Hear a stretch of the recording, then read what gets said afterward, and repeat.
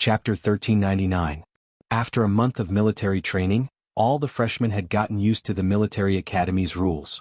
Even though they were all very happy that the all-day military training was finally over, they were all crazy, alone. They didn't even put their arms around each other's shoulders. The fourth-year seniors and class leaders looked at them and laughed. Little guys, the good days were still ahead. Let's not talk about it now, let's let them be happy first. Yi Qian was also smiling slightly. Captain Xia had once said that the first year of university was the hardest. If they could get through the first year, they would be able to get through the next 4 years. If they couldn't, they could only choose to drop out. On a day like this where the surface temperature was still 34 degrees Celsius in the evening, Yi Qian used half a day to erase some of the criticisms about her not participating in the military training. She also left a very deep impression in the class. The loud horn sounded. The sun had just risen, and the military academy students' day had begun. There were only 3 girls in Yi Qian's class. The 3 girls were in a dorm. When the horn sounded, the 3 girls quickly got up without any delay. Wanna laze around in bed? Absolutely impossible. They needed to dress, fold their blankets, wash up, and a series of other actions within 10 minutes. Then they had to line up for morning exercises. I'm on duty this week. I won't wait for you guys. I'll leave early. Yi Qian's movements were much faster than the previous weeks. This week, it was her turn to be on duty, so she had to leave early. The other girl hurriedly said, "Go, go. Where's my belt? I clearly put it here yesterday." Clearly put it here? You clearly put it in my closet. The girl from Qinghai rolled her eyes. She took out her roommate's belt from her closet and threw it over. Suwen, can't you remember? There were 2 girls in the dorm. He Jing from Qinghai and Su Wen from China's capital. Su Wen's family had a bit of background. Her father was a designer at a certain satellite launch site in China, and her mother was an engineer. She was a very typical delicate girl. She took the belt and blinked a few times. She smiled and said, "Thank you." As she put on the belt, she said to He Jing, "Let's hurry down and help Yi Qian take attendance. It's only the second week, we can't even recognize everyone yet." "Don't worry so much. Yi Qian doesn't have a memory like you. Last week, Chen Yanjun didn't remember everything. She was the one who reminded him." He Jing buckled her belt and urged her roommates to hurry up. "Done done. Buckle it as you walk. If you're late, the whole class will be skinned." The military academy's morning exercises had a special meaning and strict rules. Being late was absolutely not allowed. As long as one person was late, the punishment would not only be that person but the entire class would be punished. Su Wen exhaled heavily and said expressionlessly, "Our training during this period of time has not only shed 1 layer of skin, but 2 layers of skin." That was true. Originally, they thought that the freshman military training would usher in good days. Who knew, it was not at all. Yi Jing also sighed. The hard days were still going on. It was even worse than the military training before. Sometimes she really felt that her decision to enroll in the military academy was the wrong one. It was too tiring. Not only was she tired out during the day, she still had to go back to the classroom at night to memorize a thick book of rules and regulations. "I'm not going to waste time with you. If we're really late, we'll only get worse." Her sadness was not over yet. He Jing, who was still sober, drank a mouthful of cold water from last night. She pulled Su Wen and the 2 of them walked out of the dorm together. The military academy's morning exercises were not like high school and middle school where students ran to the field one by one and randomly found their own class. Chapter 1400. The morning exercises in the military academy were organized into teams. Hearing the call for morning exercises, one row after another ran neatly and orderly to meet up at the designated location of each class. Then the on-duty personnel checked their attire, counted the number of people, and brought them into the field. Yi Qian arrived at the meeting point and quickly counted the number of people. As team after team came over, the entire 3rd class was assembled in 3 minutes. There were 46 people who were supposed to be present, and 46 people were present. "Line up to the right." Yi Qian, who was standing at the very front, ordered loudly. Following the soft sound of shoes on the ground, she walked to the right of the first row after the entire class was assembled and began to lead the team into the field. The sun had already risen. Even though it was only morning, the heat waves were already blowing in their faces. One by one, all the classes entered the large field. As the on-duty personnel called out the slogan, the entire class gathered and straightened their backs in the face of the rising sun. After the on-duty personnel reported the number of people to their superiors, the 30-minute morning exercise began. 1, 2, 1, 2, 1, 2, 3. The neat, monotonous commands rose and fell on the large field. The entire military academy, dressed in short jerseys and shorts, began their day of morning exercises. The wide field was filled with youthful figures. The loud chants of the slogan were like giant waves pouring down from the heavens, carrying with them a grand and majestic aura that spread throughout the entire military academy. His heart thumped loudly as he felt the difference in the morning exercise.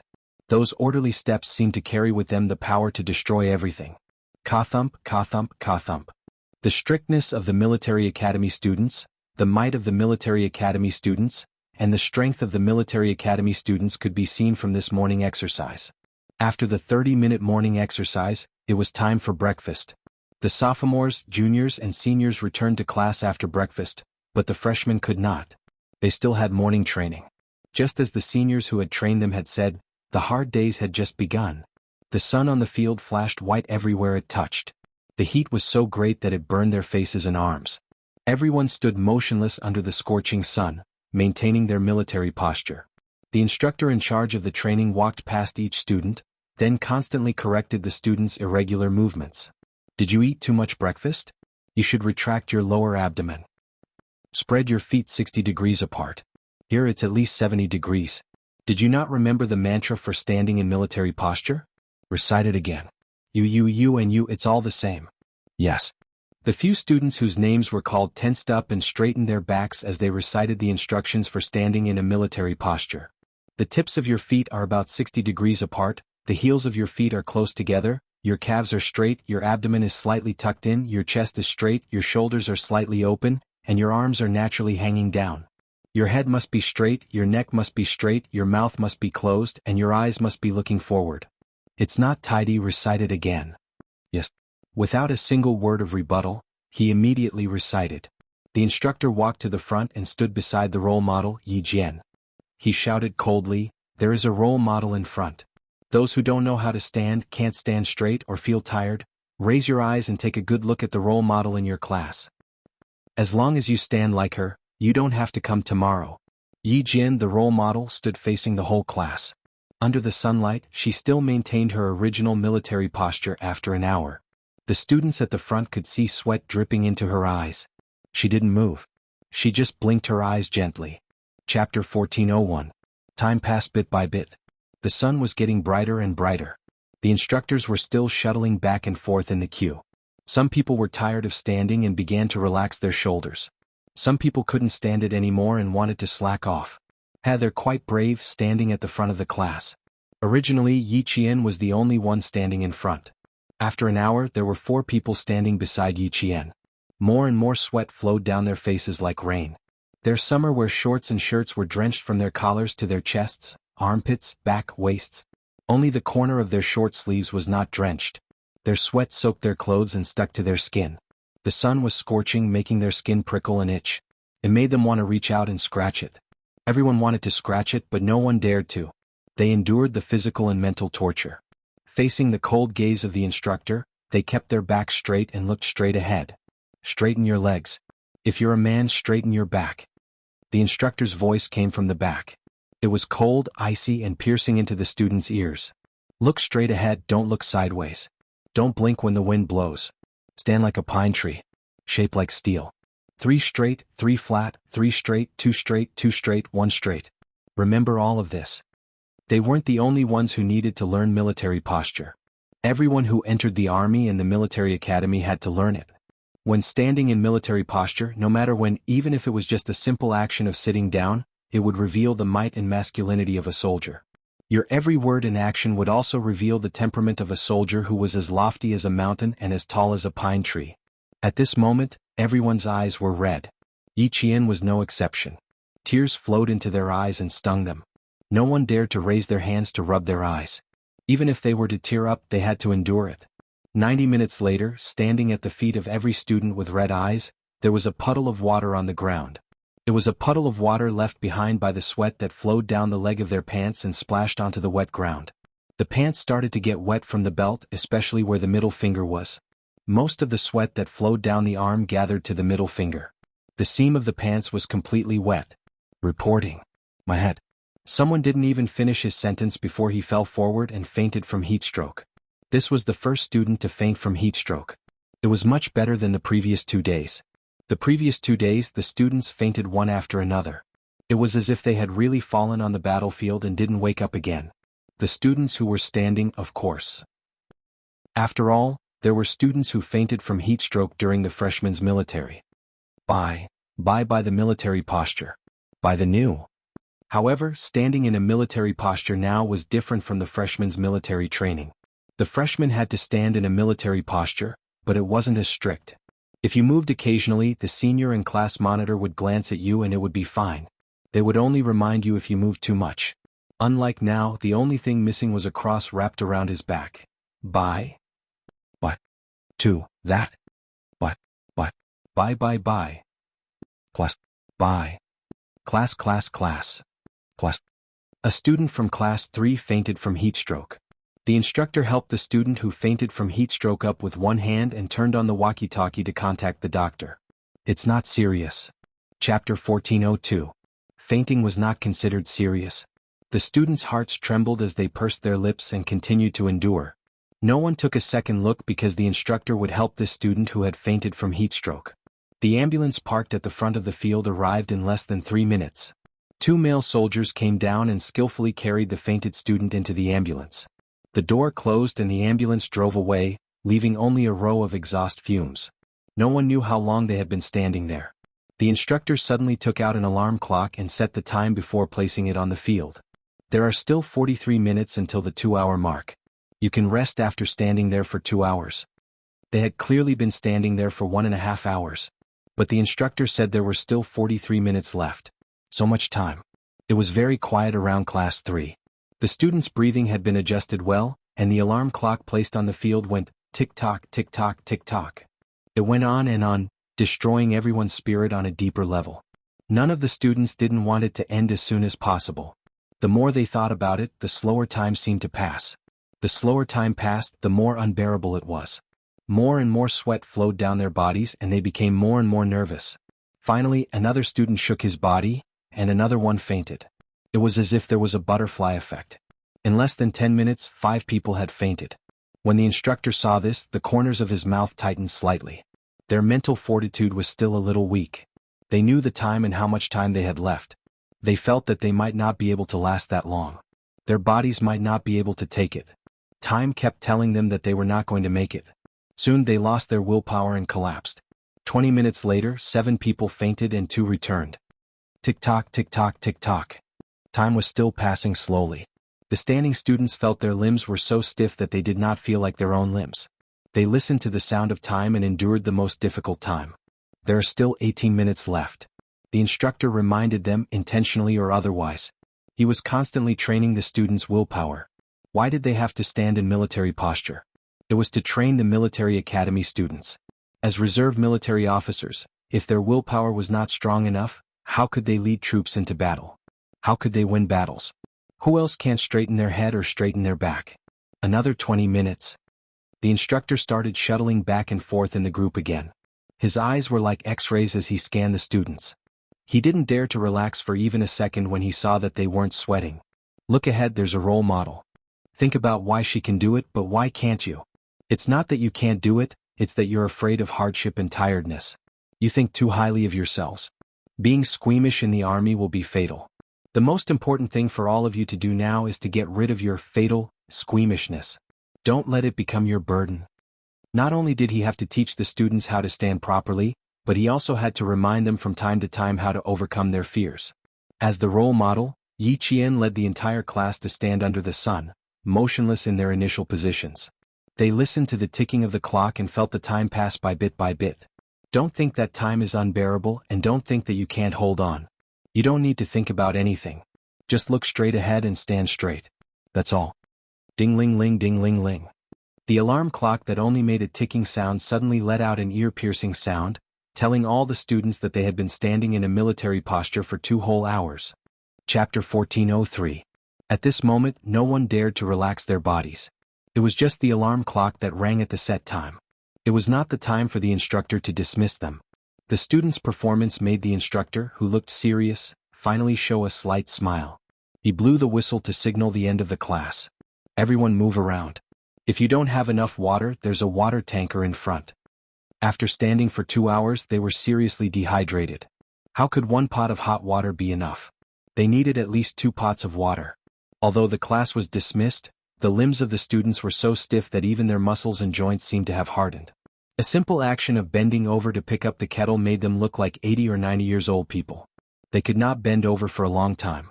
Yiqian moved his limbs and slightly bounced on the ground for more than 10 times to move the muscles of his legs. Then he bent over to pick up the kettle.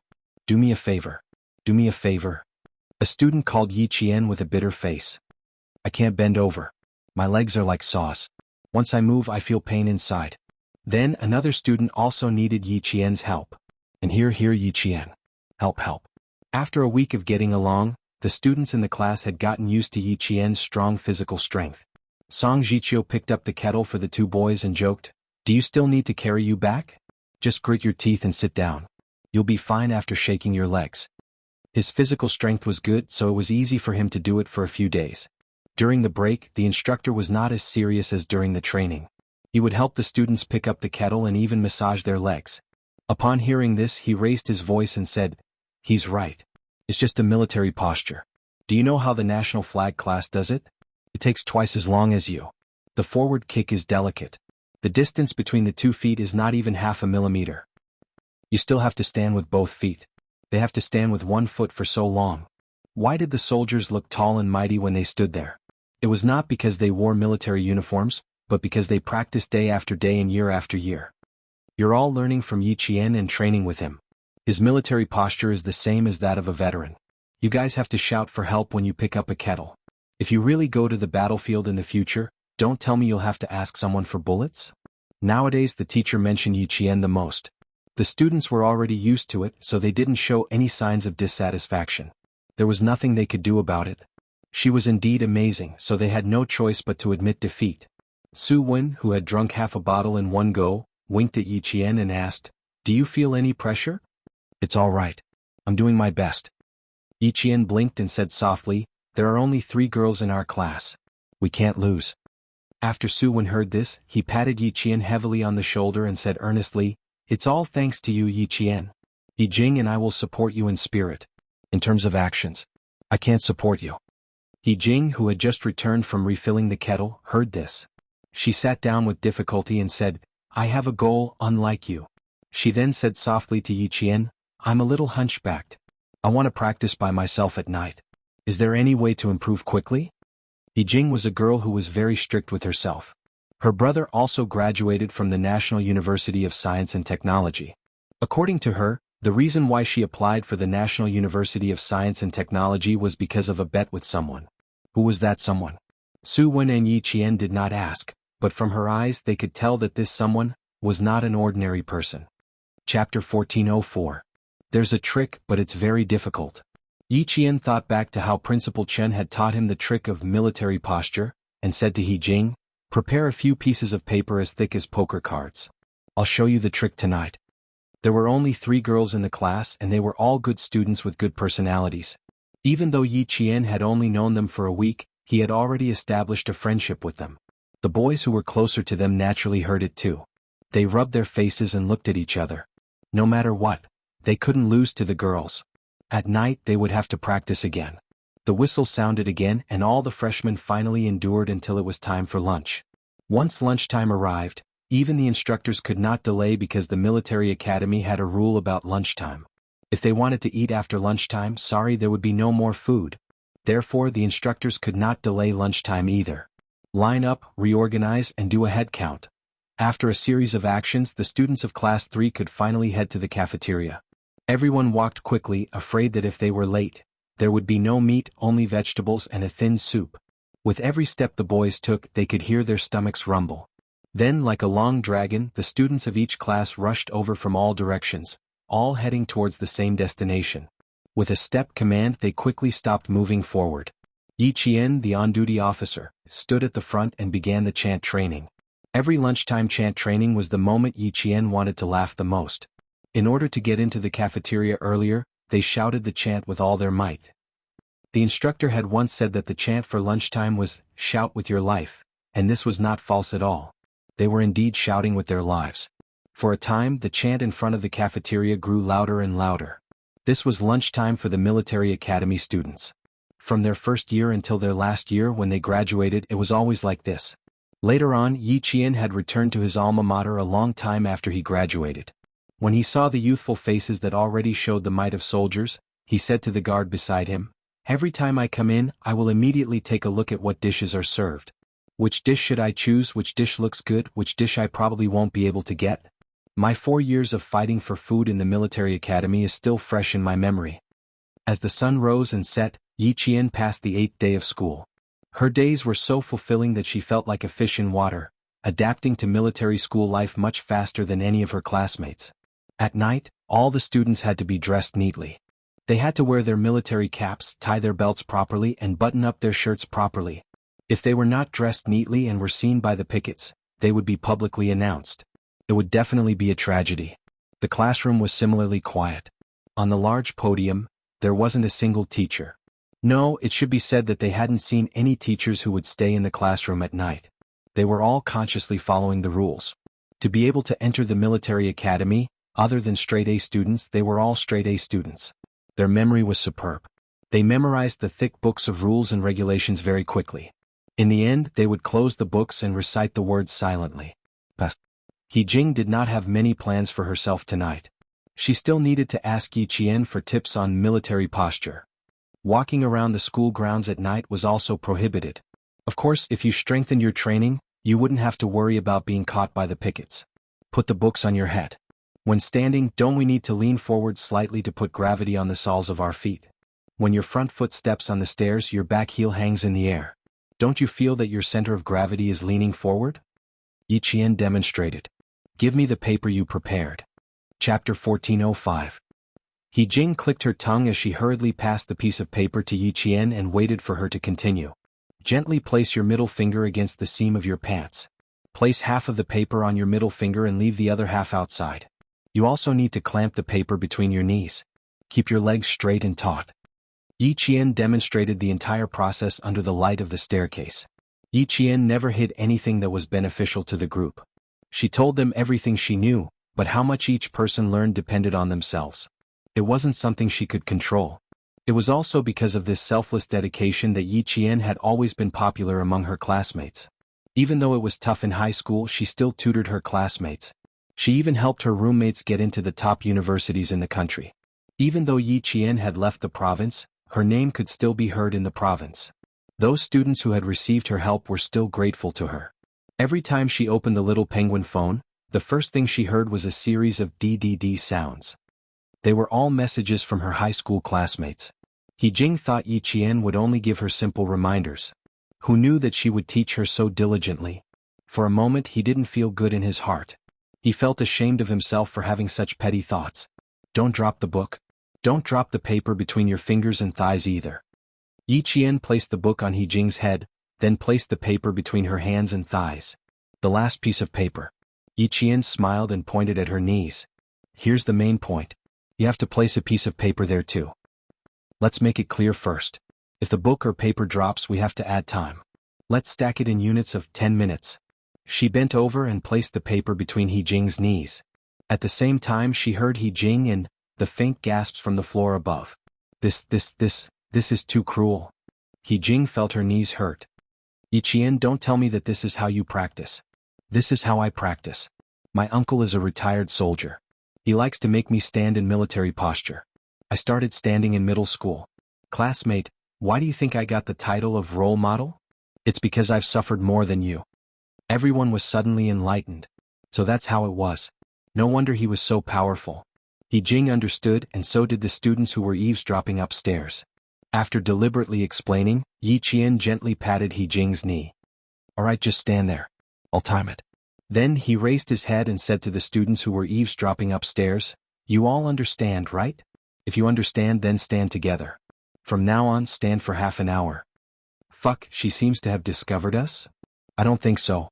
I have to cover my nose to breathe. She must have found out. Otherwise, she wouldn't have said, stand together if you understand. She must have found out. Stop squatting. What are you squatting for? You've been discovered. 3 seconds later, a soft sound came from upstairs. Then Chen Yanjun said awkwardly, "That, ahem, we don't mean anything else. We just want to learn." In the morning when the boys heard the conversation between Yi Qian and He Jing, they thought that, as boys, how could they fall behind the girls? After discussing it for a while, they decided to let Chen Yanjun and Song Jiqiu take the lead to sneak a peek. When they heard Yi Qian's words, all of them were so shocked that their jaws dropped. He Jing did not know that there were people upstairs. When she heard the sound, she lost her balance and the paper between her knees fell. Chapter 1406. Add another 10 minutes. Yi Qian kindly reminded them and said to the boys, "You can start now. If you don't have enough paper, stand like He Jing."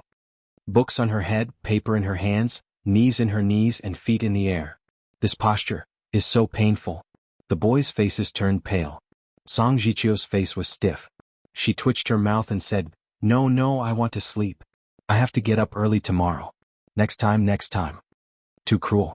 It could be seen from He Jing's expression that she was in pain. Since they were here, Yi Qian would not let them go. He blocked their way with a smile and raised his eyebrows. He looked at the frightened boys and said, "Give it a try. It's quite interesting. Us girls are already working so hard. Isn't it a bit unreasonable for you guys to not work harder?" In the end, all 6 boys stood up. Like He Jing, they stood on the stairs with their heels in the air and put their big brimmed hats on top of their heads. "I think it's better to use hats instead of books. Yi Jing, you should use a hat too." Yi Qian took down her book and put her hat on top of her head. The hat is soft and lighter than the books. It's more suitable for practice. He Jing did not say anything and let Yi Qian ask her to do it. She had to work hard. She had to pass the formation training. She could not be a burden to the class. Chen Yanjun tried his best to lean forward and said with a bitter face, "We still want to use books. Books are heavy, it's not easy." Before he could finish his sentence, the hat on his head slipped forward. Chen Yanjun reflexively reached out to grab it, but he lost his balance and fell backward. Yi Qian supported his back with one hand and helped the boy who fell backward. "Don't think too much when you're standing. Distract your attention." The instructor took out the alarm clock this morning and set the time on purpose. Actually, it's to train your willpower. While we train our willpower, we have to learn how to distract ourselves. Yesterday, 6 or 7 people fell down in the last 43 minutes because we cared too much about time. We put all our energy into time, which affected our brains and produced negative psychological suggestions. In order not to be affected by negative psychological cues, it's best to learn how to distract yourself and think about something else. He straightened Chen Yanjun and put the military cap back on his head. "Every time the cap drops, you'll get an extra 10 minutes. Fuck, it's for real," Chen Yanjun exclaimed. Yi Qian looked at the hat that looked like it was about to fall off again, and calmly reminded him, "Drop it again in 20 minutes. Also, put away the catchphrase that you boys like the most. If your speech is not in line with the image of a soldier, the pickets will also take care of it." This time, Song Jiqiu, who was standing at the top, did not say anything. She smiled bitterly. Since things had come to this point, how could she lie? Of course he was serious. Her cousin had mentioned her a few times. Every time he talked about Yi Qian, the expression on his face would change. At first, she had thought that her cousin was interested in Yi Qian. Later, she could not help but ask about it. Her cousin even looked serious and answered very seriously, "There's a kind of person who can make people appreciate and respect her from the bottom of their hearts, and it's an honor to know her. Yi Qian belongs to this kind of person. As long as you've been with her, you'll see that she has qualities that are more real than real gold. She's serious and responsible to people and matters, and her behavior is open and aboveboard. She'll do her best to help the students who ask her for help." Chapter 1407. Now, it seemed that his cousin was not lying at all. Yi Jian was indeed a woman who was serious and responsible. She had an extraordinary charisma. Thinking of this, Song Jiqiu's expression became more serious. Yi Qian, who was helping Chen Yanjun to stand upright, did not see him standing on the top step. He turned the hat around and put it back on Chen Yanjun's head. He looked at him with a smile. "Think of the hat as your head. I think you can hold on. If the hat falls off, your head will fall off. Don't you think it's very serious?" Chen Yanjun was speechless. It was not just a little serious, it was absolutely serious. Yi Jing tried hard not to laugh out loud. Thinking of the hat as her head. She did not dare to drop the hat. The other boys were suffering but could not say anything. They had come out purely to be companions. They did not know that, when they were caught, they had to stand in a military posture. If they did not stand properly, they would be punished. When they could finally rest at night, they had to continue. Life was tough. Yi Qian checked their postures and corrected them. Then he stood on the last step together with them. He maintained the same posture with their heels in the air and stood in a military posture with them. Our heads and necks must be straight. We have to be upright and upright. We have to have a correct attitude. We have to be clear about our goals and take every step well. We have to raise our heads and stand upright. We have to tell everyone that we can overcome difficulties no matter how difficult they are. Our knees will naturally be strong. Our heads can be broken and our blood can flow. Only when we are strong and unyielding soldiers can we show our strength.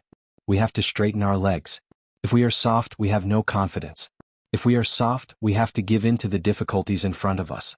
Our eyes will naturally look forward. Don't think that you are so great. Soldiers should not be arrogant. What we need is to look forward and do our best to complete your mission. Keep your lips shut. Talk less and do more. Don't brag all day long about how capable you are. No matter how beautiful your words are, one thing done well by others is better than 1,000 words from your mouth. Yi Qian repeated what Principal Chen had said to the students who had asked him for advice tonight. Unmoving as pine trees, straight as spears, eyes like torches, expression like majestic, indomitable spirit, good boys and girls. Unmoving like a pine tree, tall and straight like a spear, eyes like torches, expression majestic, indomitable good children. The sound was sonorous and powerful, and it contained a majestic aura that caused the pickets who were about to go upstairs to check the situation to stop. It turned out that the students did not intend to stay in the teaching building, but were using the break time to practice standing in military posture. The flashlight flashed, and the leader of the pickets led his teammates up the stairs step by step. Yi Qian had already heard the sound of footsteps. At this time only the pickets came over with flashlights. He raised his voice and said, "Put your IDs in your jacket pockets. Yijing, don't move. You have a piece of paper in your hands? I'll get it for you. Boys, pay attention to the balance of the hat. If it falls, an extra 10 minutes will be added." The snow-white light shone on everyone's backs and the picketers were startled. "Comrade, what are you doing?" In school, the picketers didn't call the students classmates. Yi Qian was the first to take out his ID.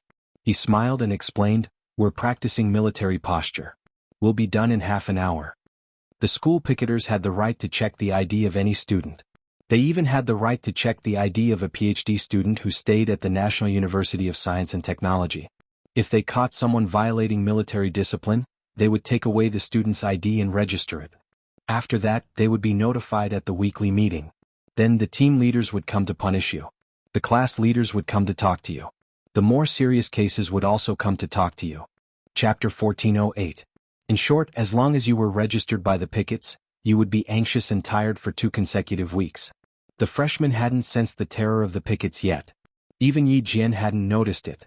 The pickets didn't check the documents immediately. Instead, they observed them for a while before nodding and saying to Yi Jian, "That's a good idea. It'll definitely be effective if you stand there for a year. He's quite polite, unlike how my senior brothers described him to be fierce." Yi Qian murmured in his heart before he answered, "1 hour every night.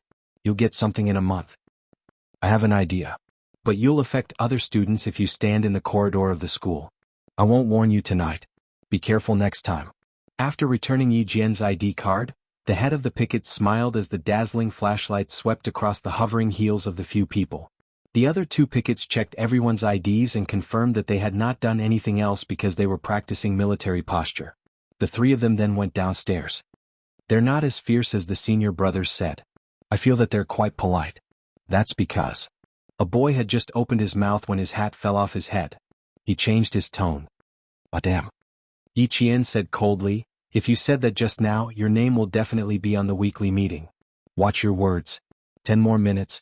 You've lost your hat." "Bro, please forgive me. I want to go back to the dormitory to sleep." "Stand still. Don't fall on me." He even spoke slowly for fear that he would lose his hat if he spoke loudly. Time seemed to pass by casually. When Yi Qian said that it was over, Chen Yanjun still did not believe him. "No way. 40 minutes passed so quickly?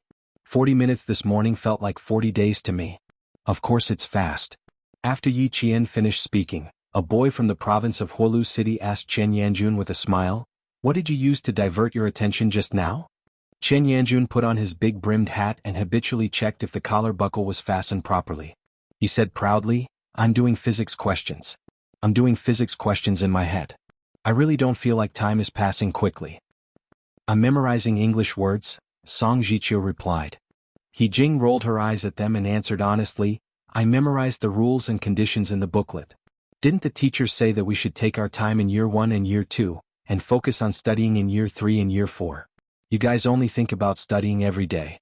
Hey, and now that we focus on studying, it's fine as long as we don't fail our subjects and don't take make-up exams. Do you still think that you're a high school student and study hard day and night? Learning in a military academy was not as important as learning in a key university. For example, if a very capable but sickly top student were to enter a military academy, he would realize that the capital he was so proud of was nothing in terms of physical fitness, military affairs and internal affairs. After she finished speaking, she asked Yi Qian, what about you? Me. Hearing this, Yi Qian paused for a moment before answering honestly, I'm thinking about my class schedule. There's a cryptography class that I find quite interesting. I plan to go to the library tomorrow night to look for some cryptography books to read. I'm also very interested in this. When I was in year 2, I was obsessed with Morse code. It was because of this that I applied for the military academy. The boy from Shanghai took over the topic excitedly. I also like affine code very much. Yi Qian, what about you? Are you obsessed with that one? Chapter 1409. Chen Yanjun, Song Jiqiu, and the others raised their heads in silence. They really didn't understand these things. Yi Qian, who was also a top student, thought for a while before answering, I don't particularly like any of them and I'm not crazy about any of them. But someone told me about them before, so I'm a little interested. Xia Jinyuan sent her to school to report. Along the way he talked about most of the classes, especially cryptography such as the tripartite cipher, ADFGVX cipher, Boole cipher, and Sifang cipher. He also suggested that she study cryptography carefully. Yi Qian, who had not been very interested in cryptography before, was also interested because he said that he was good at cryptography. The Shanghai top student was less excited after hearing that. He said, oh, discouraged, but in less than 3 seconds he did not give up and asked, have you tried to learn about cryptography? Learned about it? Yi Qian thought for a while and said with a smile, I'm going to learn about it. I also want to learn it better. Yes, we must learn it well. There are also experiments in cryptography. Yi Qian, we can do experiments together in the future. The clean and gentle Shanghai boy's eyes were shining because Yi Qian was the only girl he had met who was interested in cryptography. He would spare no effort to persuade her to study cryptography with him. Not only Morse cipher but also many other cryptography. Virginia cipher, Etbash cipher, they are all alphabetic words, very interesting. The rest of the people, including Yi Qian, were confused. Excuse me, what kind of astronomy are you talking about? The Shanghai boy really liked it. He talked about Virginia cipher. Military intelligence needs to be encrypted and usually a key is used. Only by finding the key can we get access to the file. I think our cryptography will definitely have the Virginia code and by then. Morse cipher? Sherlock Holmes cipher? Yi Jing was completely confused. While listening to the Shanghai boy continue talking about cryptography that she did not understand, she whispered to Yi Qian, I'm not only feeling the pressure physically. I'm also feeling the pressure in my studies. Yi Qian pursed his lips and smiled. I don't know either, but these things do need to be learned. They'll be included in the exam and they'll be tested every year. If we don't understand, we can learn. We have a ready-made genius in our class. If we don't understand, we can ask for leave from him. The world of a top student was not easy to understand. As for the world of a prodigy, he could not see through it at all. The Shanghai boy could be categorized as a prodigy, who asked him not to be able to understand what he was saying. At 10 o'clock in the evening, the campus was still brightly lit. There were faint shadows walking back and forth in the field. They were all students who were not physically fit and were secretly training themselves. The lights in the 3rd and 4th year schools were not completely switched off. The prodigious senior brothers and sisters were still making use of their break time to study. They did not neglect their physical fitness, studies, and housework. Yi Jian looked up at the classroom where the lights were still on and the square windows were illuminated. She looked into the distance with her quiet and bright eyes. 5 years ago, was Xia Jinyuan as hardworking as he was in this school? Those are prodigies who will be selected as top students, He Jing said with emotion. During the freshman's military training, the senior brother and class monitor told us that after 4 years of graduation, there will be a very small number of people who will be selected as top students with extremely harsh conditions. A very small number of people who will be selected as top students with extremely harsh conditions? Chapter 1410. How many are there? How harsh are the requirements? Yi Qian couldn't help but ask. Xia Jinyuan once said that he would be evaluated as a top student when he graduated. At that time she didn't think it was that difficult. After all, she had been evaluated as a top student every year since the second semester of her second year of middle school. When she heard that, she said disapprovingly, "I get it every year. It's not rare." He Jing's expression was a little withered. It's so difficult. Those who really get top students are no longer ordinary people. That exaggerated. But seeing that her withered expression contained some respect, Yi Qian couldn't help but gather his thoughts. For 4 years, all subjects have to score 90 marks. There's no minimum score. All subjects have to score 90 marks. All physical subjects have to be excellent. You can't even get good. For 4 years, no bad record, no record of picketing, no illness, no leave, no demerit points in class, etc., etc. He Jing finished in one breath. Her expression was sad. In short, if someone really gets top students after 4 years, they're the best in the whole school. Yi Qian thought about what Xia Jinyuan said to her. In the car, he looked indifferent and lazy as he talked about his 4 years in the military academy. My minor languages are German and Spanish. I probably had some talent in languages, so I got a level 8 specialized Esper. As for physical fitness, I got excellent.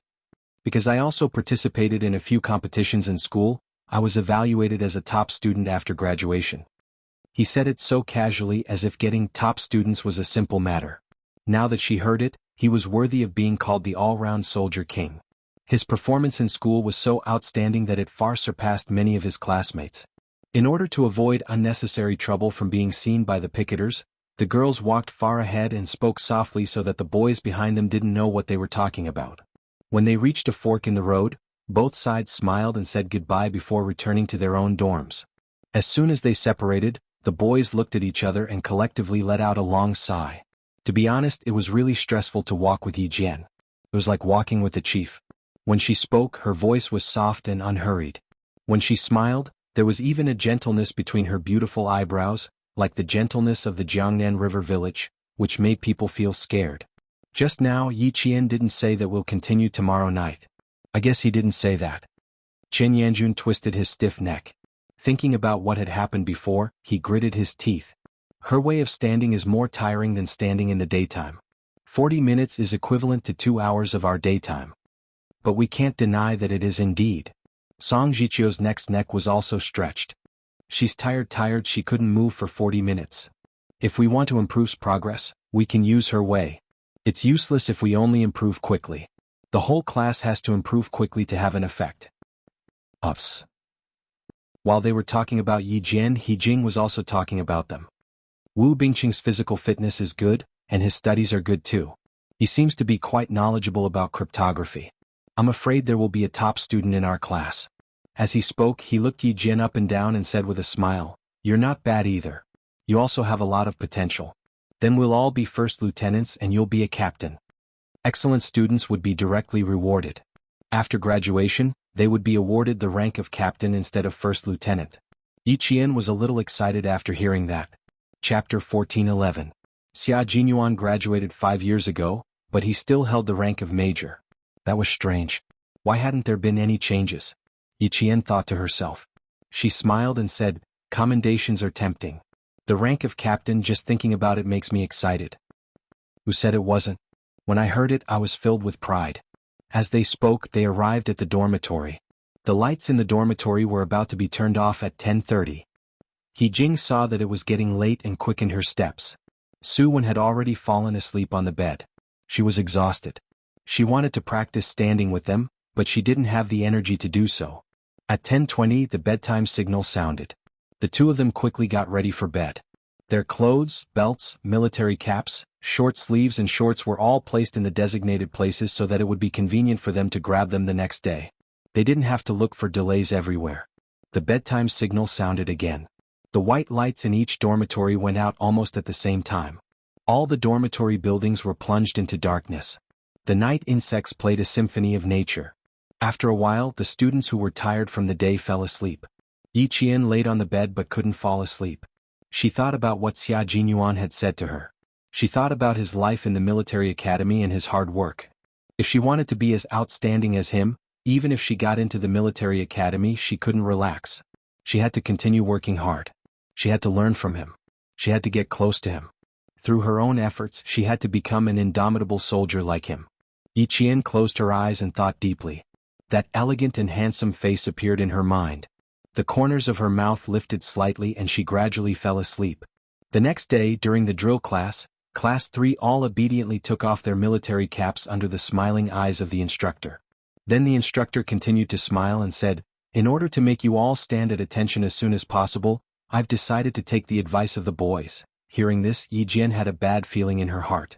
It couldn't be. Did they tell the instructor? Soon her premonition came true. As the leader of the procession, Yi Jian was the first to take the brand new poker cards from the instructor's hands. The instructor chuckled softly and said, "Your uncle must be a very outstanding soldier." "Thank you." Yi Qian also lowered her voice. She really did not expect that the boy would tell the teacher. Great, now there was going to be a lot of trouble. Wasn't there going to be a lot of trouble? In a while, someone's big brimmed hat would fall off. Over time. After a while, someone dropped a poker card. Over time. Drop the hat, drop the cards, over time, over time. After the first day of class, it caused even more public outrage. Everyone said that they wanted to find out which brat had suggested such a trick to the instructor. Yi Qian and He Jing fell silent. Fortunately, the instructor had mentioned a few boys and not girls. The few boys who had asked the instructor for help tried their best to join in the fight against the common enemy. Faced with the anger of more than 30 students in the class, they did not dare to reveal that they were the boys that the instructor had mentioned. Even after graduation, they still couldn't find out who the boys were, and it became one of the unsolved cases of the third class. Soon, the third class also found a psychological balance. The rest of the teachers of the first year felt that this method was very good and immediately used it in their classes. In the end, the school leaders were alerted and praised the spirit of the third class and this batch of freshmen for their hard-working spirit. In the end, they called on all the teachers and students of the school to learn from the freshmen. Very good, the students of the third class who had started first felt even better. Chapter 14:12. The second-year seniors were fine, but the third-year and fourth-year seniors were having a hard time. Ruthless, ruthless, too ruthless. Which class came up with this idea? I must find out who it is. The boys in Class 3 felt that they had gotten themselves into big trouble, so they worked even harder when they were standing. They were afraid that the teacher would yell out their names and criticize them. What's wrong? You can't even stand properly? It's just a hat, not a piece of equipment. Can't hold a poker card? You have to hold it even if you can't. What, didn't you suggest this? Do you want me to call on the whole class to follow suit? What? Why can't you do it yourself? If the instructor really said that, the boys in Class 3 would become the public enemy of the whole school. In order not to expose their identities, the boys finished standing during the day and continued to eat at night. They were afraid. Yi Qian laughed. The whole field was filled with fighting spirit. It was very contagious. No one knew who came up with this idea except for the few pickets. However, they only remembered that they had seen it. As for who it was, they could not remember. Under the scorching sun, the training on the field was carried out. Every student was wearing their summer uniform and was exposed to the sun. Everyone had probably gotten used to it after being exposed to the sun for a long time. In the end, no one fainted from heatstroke. After a week, all the freshmen could really stand in a proper military posture. However, in the words of the instructor, they only had the form, but not the bone. If they wanted to stand in a proper military posture, they would need at least half a year before they could form the bone. Bones represented the majesty and coldness of a soldier just by standing there casually. In the third class, Yi Jian was the only one who could stand in a military posture. This was not what the teacher said, but what all the students agreed. They all agreed that Yi Jian was the girl who deserved to be number one. When the school wanted to choose a freshman representative to be the flag bearer for the National Day celebration, Class 3 voted for Yi Qian. Even Class 1 and Class 2 voted for Yi Qian. Yi Qian, who was not used to walking in public, struggled for a while. Standing in the General Affairs Director's office, Yi Qian was still wondering if he could change the person in charge. The General Affairs Director recognized Yi Qian. When he saw the young lady standing in front of him with a military aura, he silently nodded in his heart. He pulled open the drawer of his desk and said with a pleasant expression, "Come, come, come, Yi Qian. Take a look at the grace of our previous flag bearers and flag raisers. All of the student representatives who were elected are now doing very well in their respective positions." The thick photo album opened, and from the black and white photos to the old color photos, not only did they see the valiant and heroic appearance of the school flag bearers, but they also witnessed the military uniform reform of our country. When she flipped the photo to the 9th grade, a slightly youthful face with an unforgettable side profile entered her eyes. The side profile of the flag bearer in the photo was too familiar. It was so familiar that if this person stood in front of her, she would be able to recognize him with her eyes closed. Xia Jinyuan. The Xia Jinyuan she was familiar with. The elegant and dangerous Xia Jinyuan who had a soft spot for her. This is the most outstanding student. From the time he entered the school to the time he graduated, he had been the flag bearer for every year. In the past, just like you, he did not like to walk in front. The General Affairs Director laughed. He even poured a glass of cold water for Yi Qian and set it aside. After thinking for half a day, he finally thought it through. After that, he had to attend the opening ceremony every year. If he didn't, the school would feel that something was missing. He has a good image and temperament. He can take on big responsibilities. Chapter 14-13.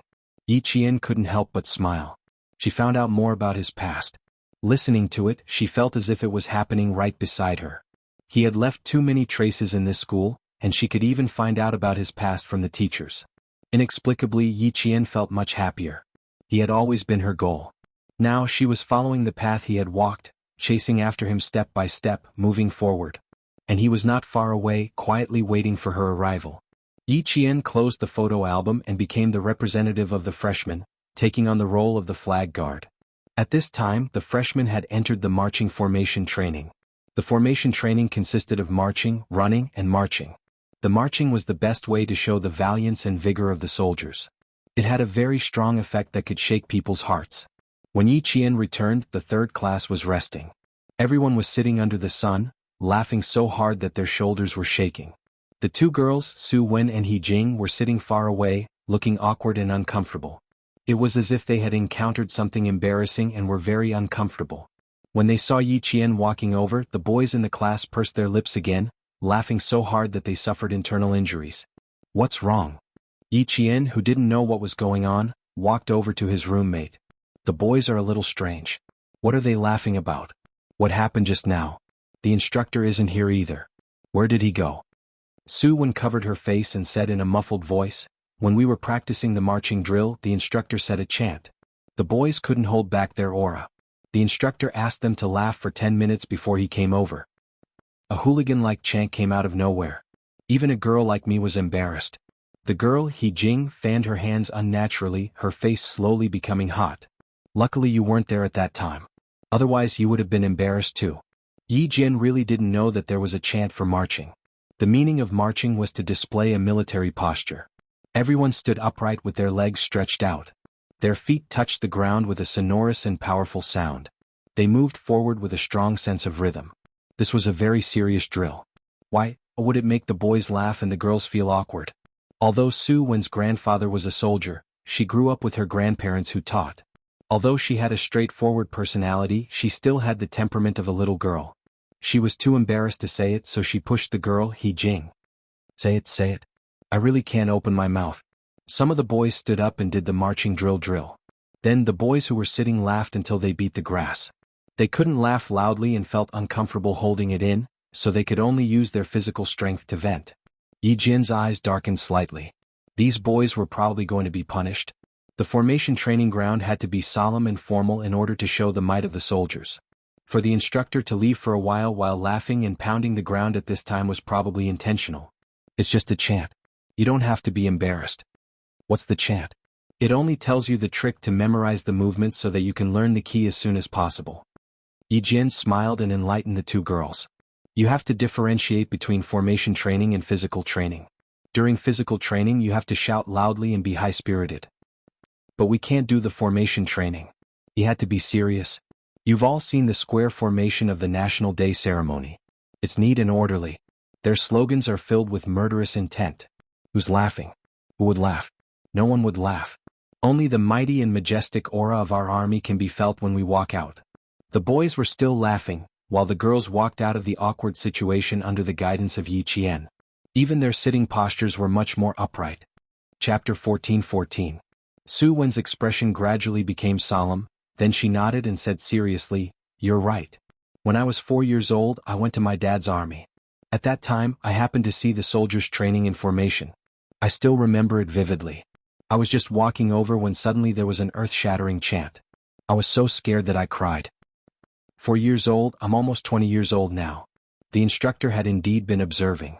When he saw that the two girls' expressions gradually relaxed due to Yi Qian's arrival, he put down the binoculars. Class 3's Yi Qian was indeed a good seedling. Our country's marching regulations were personally set by General Xiao. In the 50s, the great leader proposed that the army should be unified in command, system, organization, and discipline. At that time, the head of the military training department, General Xiao, immediately organized the relevant personnel to write 3 regulations: discipline, internal affairs, and formation. With the implementation of the 3 regulations, it provided a strong support for the construction of our army. In the 50s it began to be used. Yi Qian talked about China's marching, the origin and development of China's formation. Later on, the military commission researched and used the infantry movement that Commander Liu personally set. Using the German marching as a template, it made changes based on the Soviet Union. It strengthened the arm swing and at the same time adjusted the stride length to achieve the coordination of the 4 limbs. It was the marching and formation of our army. Don't underestimate our marching and formation training. These were all done after a long period of research and study by our ancestors. After a long period of research and constant adjustments, we finally have today's formation training and various regulations. Following her explanation, the 2 girls no longer had any awkwardness on their faces. Even the boys who were closer to the 3 of them didn't secretly laugh. The incantation was just a way for everyone to quickly grasp the key points. How could you just listen to its literal meaning? You had to understand it on a deeper level, dissect it and understand it.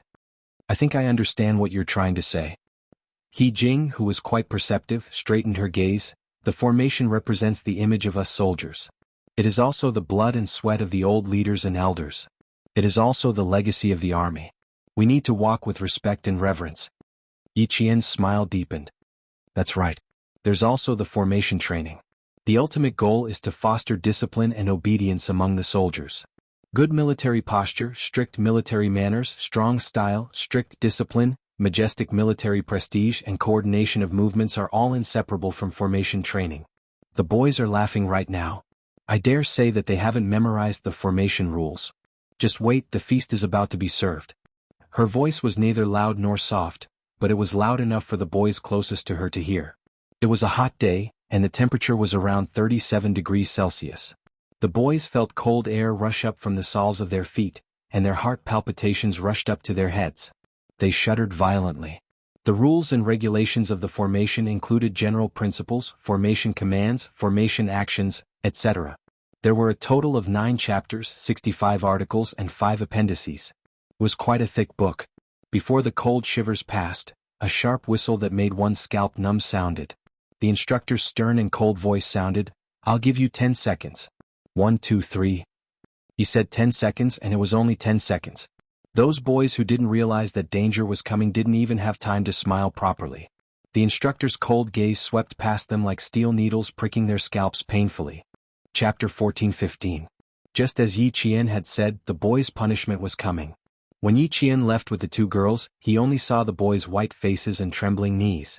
The military academy was not a place where you could do whatever you wanted, nor was it a place where you could joke about discipline. Through strict formation training and formation life, it could cultivate a soldier's strict organization and discipline. It could cultivate a strict and decisive fighting style. It could cultivate a determined and fearless soldier's temperament. You still dare to laugh at such a significant training? Do you think you're having it too easy? The boys' punishment continued for a week. After those boys with impulsive temperaments were taught a lesson, they underwent another transformation. By the end of September, the freshmen finally looked like soldiers in their straight military uniforms. Their self-restraint improved, their appearance improved. Dressed in their military uniforms, they all held their heads high and began to march in an orderly manner according to the instructor's command. Yi Qian, who had become the flag guard, stood on the flag-raising platform like a pine tree. His gaze was cold as he looked at every class that walked in the square. 1, 2, 3 march in unison. The orderly troops walked in a very rhythmic manner on the platform.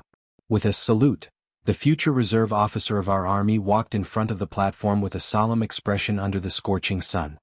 His eyes were like sharp arrows as he walked in front of the platform with an imposing military aura.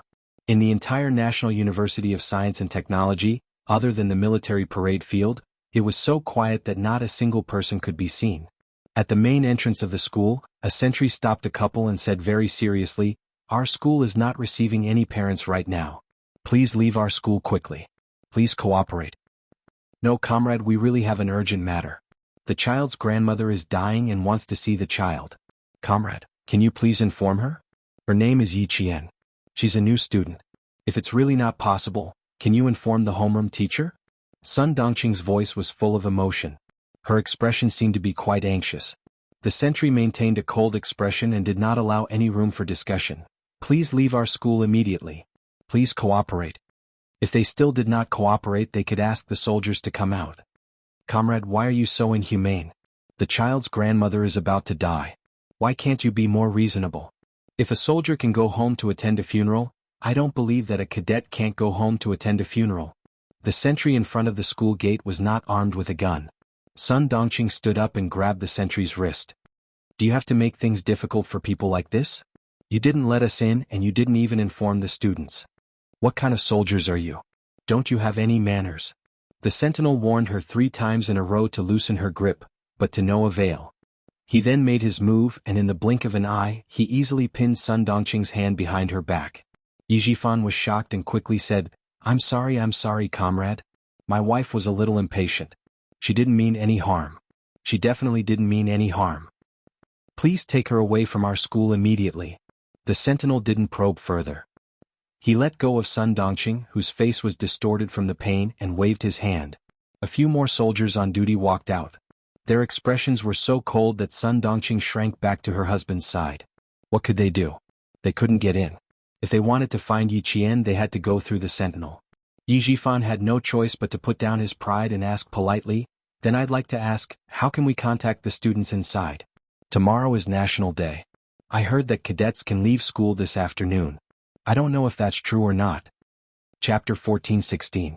The gentle Yi Jifan had the authority of a government official, and he spoke boldly.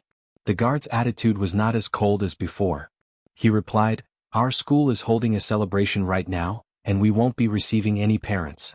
As for the holiday arrangements, each class and each school is different, so we can't answer your question. Also, sir, if you don't leave now, the soldiers on duty will come and deal with you." In the car, Ying stared at the majestic gate of the National University of Science and Technology. The thick bricks, the cold colors, the majestic national emblem, and the sentry on duty. Yi Qian received all these and entered the military school known as the Military Hua University, but she had nothing at all. Her fingernails dug into her palms, and she didn't let go even when she felt the pain. She had to think of a way. She had to think of a way to defeat Yi Qian. She had to think of a way to defeat her. But what could she do? Now, in order for her to enter the military, her parents had to bring her here to apologize to Yi Qian, and ask her to forgive her mother for being disrespectful to Uncle General. That old thing, even after he died, he was still causing trouble for her family. How hateful. What should we do? They won't let us in at all. How can we find her? Sun Dongqing hurriedly chased after Yi Jifan, who had turned back to the car. She was really anxious. For the sake of her daughter's future, how could she not be anxious? There's still no news from the Qin family, and there's no progress on your side. Old Yi Qian is the only path we can take. Yi Jifan, whose face had darkened, glanced at her coldly. What's the use of being anxious now? We can't even see her. He had purposely picked a national holiday, but he still couldn't find her. Why is it like this damn girl? How did it come to this? In the past I could hit and scold her whenever I wanted, but now I can't even find her. The difference was too big and Sun Dongqing still couldn't accept it. I'm afraid you won't even know where she is in the future. Yi Jifan was a little irritated as he smoked a cigarette. He took a deep breath and looked at the gate of the National University of Science and Technology. His eyes were a little dark and unclear. He did not expect that things would come to this. Why did he still have to depend on Yi Qian? Ying didn't come out. She just watched. The unwillingness in her eyes turned into a gloomy darkness, making her look exceptionally cold. I'll ask them later. The sentinel said that they're holding a celebration. It's probably related to National Day. Yi Jifan finished the cigarette and adjusted his mood before saying, if you really see her later, give me. A sentry walked straight towards him. Yi Qian is currently participating in a celebration. After registering, you will enter the school together with the soldiers on duty. Please abide by the school's regulations when you enter the school grounds. You are not allowed to walk around or take photos. In short, he said a lot, and Sun Dongqing's expression changed again and again. She endured it and tried her best to keep her mouth shut. Yi Jifan thought that things would be difficult, but who knew that there would be such a big twist? After listening carefully, he said, "We will definitely not cause any trouble for the school. We will definitely abide by the school's regulations." As long as she could get in, she would definitely cooperate. Otherwise, she would be chased out by Yi Qian on the spot. With her personality, she would definitely do it. After going through some procedures, Yi Jifan finally brought Sun Dongqing and Yi Ying into the school grounds. The moment the family of three stepped onto the campus, they couldn't help but hold their breaths. Yi Ying grabbed Yi Jifan's arm tightly. She had an inexplicable sense of respect for this place. Chapter 14-17. This was a campus that Yi Ying had never understood or been familiar with. Everywhere she looked, there was a sense of unfamiliarity that made her feel like she was suffocating. Sun Dongqing's shoulders shrunk back a little. She did not see anyone on the campus. It was so solemn that it made her tremble in fear. Her eyelids were twitching and she was extremely panicked. "Old Yi, why don't we wait outside?" After walking for about 500 meters, Sun Dongqing suddenly said anxiously, "This place makes me feel uneasy. I feel like something big is going to happen." The further they walked, the faster her heart beat. Sun Dongqing had not met Yi Qian for the first time, and she was already feeling scared. Yi Ying bit her lower lip. She was also panicking, but to ask her to go back. Impossible. How could she go back? If Yi Qian knew about this, he would laugh her to death. Yi Ying cleared her throat. In order to show her imposing manner, she purposely straightened her back and said coldly, "Mom, follow me closely." She thought she was imposing, but her voice was dry, revealing a sense of cowardice. Yi Ying heard her own dry voice and her face stiffened even more. She might as well not open her mouth. The soldier on duty walking in front did not communicate with the students' parents. Only when they reached a fork in the road did he remind them coldly, "This way." Yi Jifan's cold eyes were filled with warning. He turned around and glanced at the mother and daughter. "Watch your step. Don't fall." It sounded like he was concerned, but it was actually a warning. The campus was very big, and it would take some time to reach the military parade field from the school gate. After passing through two empty teaching buildings and walking through a long corridor, suddenly, a deafening sound that seemed to be able to shatter the air came from the front. Yi Ying was so shocked that she let out an "ah," as she was not prepared for this. Then she immediately covered her mouth. Her face was filled with deep regret. The soldier on duty did not look back, nor did he explain anything. He connected to the walkie-talkie and contacted the soldier on duty inside. "I am the soldier on duty at post 11. The students' parents are here. The students' parents are here. Please respond if you hear me." There was a buzzing sound from the walkie-talkie, and then someone replied, "Please bring them to the audience. Please bring them to the audience." Got it, got it. The soldier on duty cut off the connection and turned to Yi Jifan's family of three, saying, "The entire school is now holding a military parade. When you arrive at the audience seats, please sit properly. Do not stand up or walk around casually. At the same time, cooperate with the routine inspection of the soldiers on duty." Even Yi Jifan, as an official, couldn't help but clench his fists when he heard the slogans. His attitude was gentle as he said, "We will follow the school's arrangements. We will not make our own decisions." Although he was a provincial-level cadre, once he entered the military academy and entered the army, it would be the same. It was only right for him to lower his attitude. When Sun Dongqing and Yi Ying saw that even the backbone of the family did not put on airs, they naturally did not dare to put on airs. They even fearfully followed the soldiers in. They walked valiantly in unison with a cold and imposing manner. When they were in formation, their orderly and mighty steps, their sonorous and powerful voices filled the vast field with the figures of future reserve officers of our army. Although it was not as grand as the National Day Parade, it was enough to shake people's hearts. Yi Ying was already dumbfounded. This was the military academy that Yi Qian had entered. This was the place where Yi Qian would live for 4 years. This was Yi Qian's life. Chapter 14-18. Holy, dignified, mighty, piercingly cold. It made her feel fear and reverence, and it made her more and more panicked. How did this happen? How did this happen? She was clearly the most outstanding one, and Yi Qian was clearly the worst. She should be the one with a bright future. How did she end up like this? How did she end up like this? She didn't know which class the students from, but the white gloves on their hands flashed across Yi Ying's dazed eyes like a ray of light, so piercing that she couldn't help but close her eyes. Her entire aura seemed to be covered in dust, cold, gloomy, and without a trace of vitality. Ying, hurry up and leave. Sun Dongqing saw that her daughter didn't move and couldn't help but urge her softly, they're all looking at you. Hurry up and leave. Ying opened her eyes and her eyeballs moved slightly. She asked in a weak voice, Mom, how am I worse than her? I'm clearly better than her. How did I end up like this? What nonsense are you talking about? Sun Dongqing, who always thought that her precious daughter was the best, said coldly, How are you worse? You're better than that wretched girl. What's so good about this place? See, all the officials are standing at the top? Yi Qian is nothing, he's just a military school student. How many military school students are there? It's no big deal even if she got in. Sun Dongqing always comforted herself, and even found excuses for Yi Ying to escape. She thought that she was doing it for Yi Ying's good, but in fact, every time Yi Ying had the slightest thought of self-reflection, Sun Dongqing would immediately jump out and find excuses for Yi Ying. Over time Yi Ying also became like her. She developed a habit of not recognizing reality and finding excuses to escape reality. She always thought that she was right and everyone else was wrong. Everyone else was useless and she was the only one who had a bright future. Sun Dongqing, who once again extinguished Yi Ying's self-reflection, didn't know how wrong she was. She continued to comfort her, let her enjoy her glory now. When you enter the capital government regiment and talk to the high-ranking officials every day, Ying, those days will be glorious. She might even find a high-ranking official's son, or find a young high-ranking official to be her boyfriend. Look, how great is that? How promising. So what if that wretched girl has the support of that old thing? Who would help her for so long? Sun Dongqing, who had forgotten about the pain after her wounds healed, returned to her old ways and dared to belittle Yi Qian again. Ying, you have to remember this for my mother. You will always be stronger than that wretched girl. No matter what, you still have your parents' support, but she has nothing. That's right, no matter what, she still had her parents' support. So what if Yi Qian was doing well now? She was just a normal cadet from a military academy. She was just standing here basking in the sun. Who would notice her? Every time there was a slogan, the mother and daughter, who couldn't help but shake their shoulders, whispered to each other.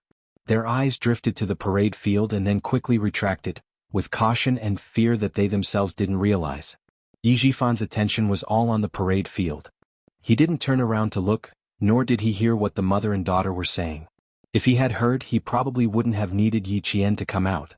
He would have directly pulled the mother and daughter, who only knew how to comfort themselves and couldn't recognize reality, away. There were only teachers in their military uniforms in the audience. When Yi Jifan sat down, he couldn't help but tug at his shirt to show respect to the square formation that was walking over. Chapter 14:19.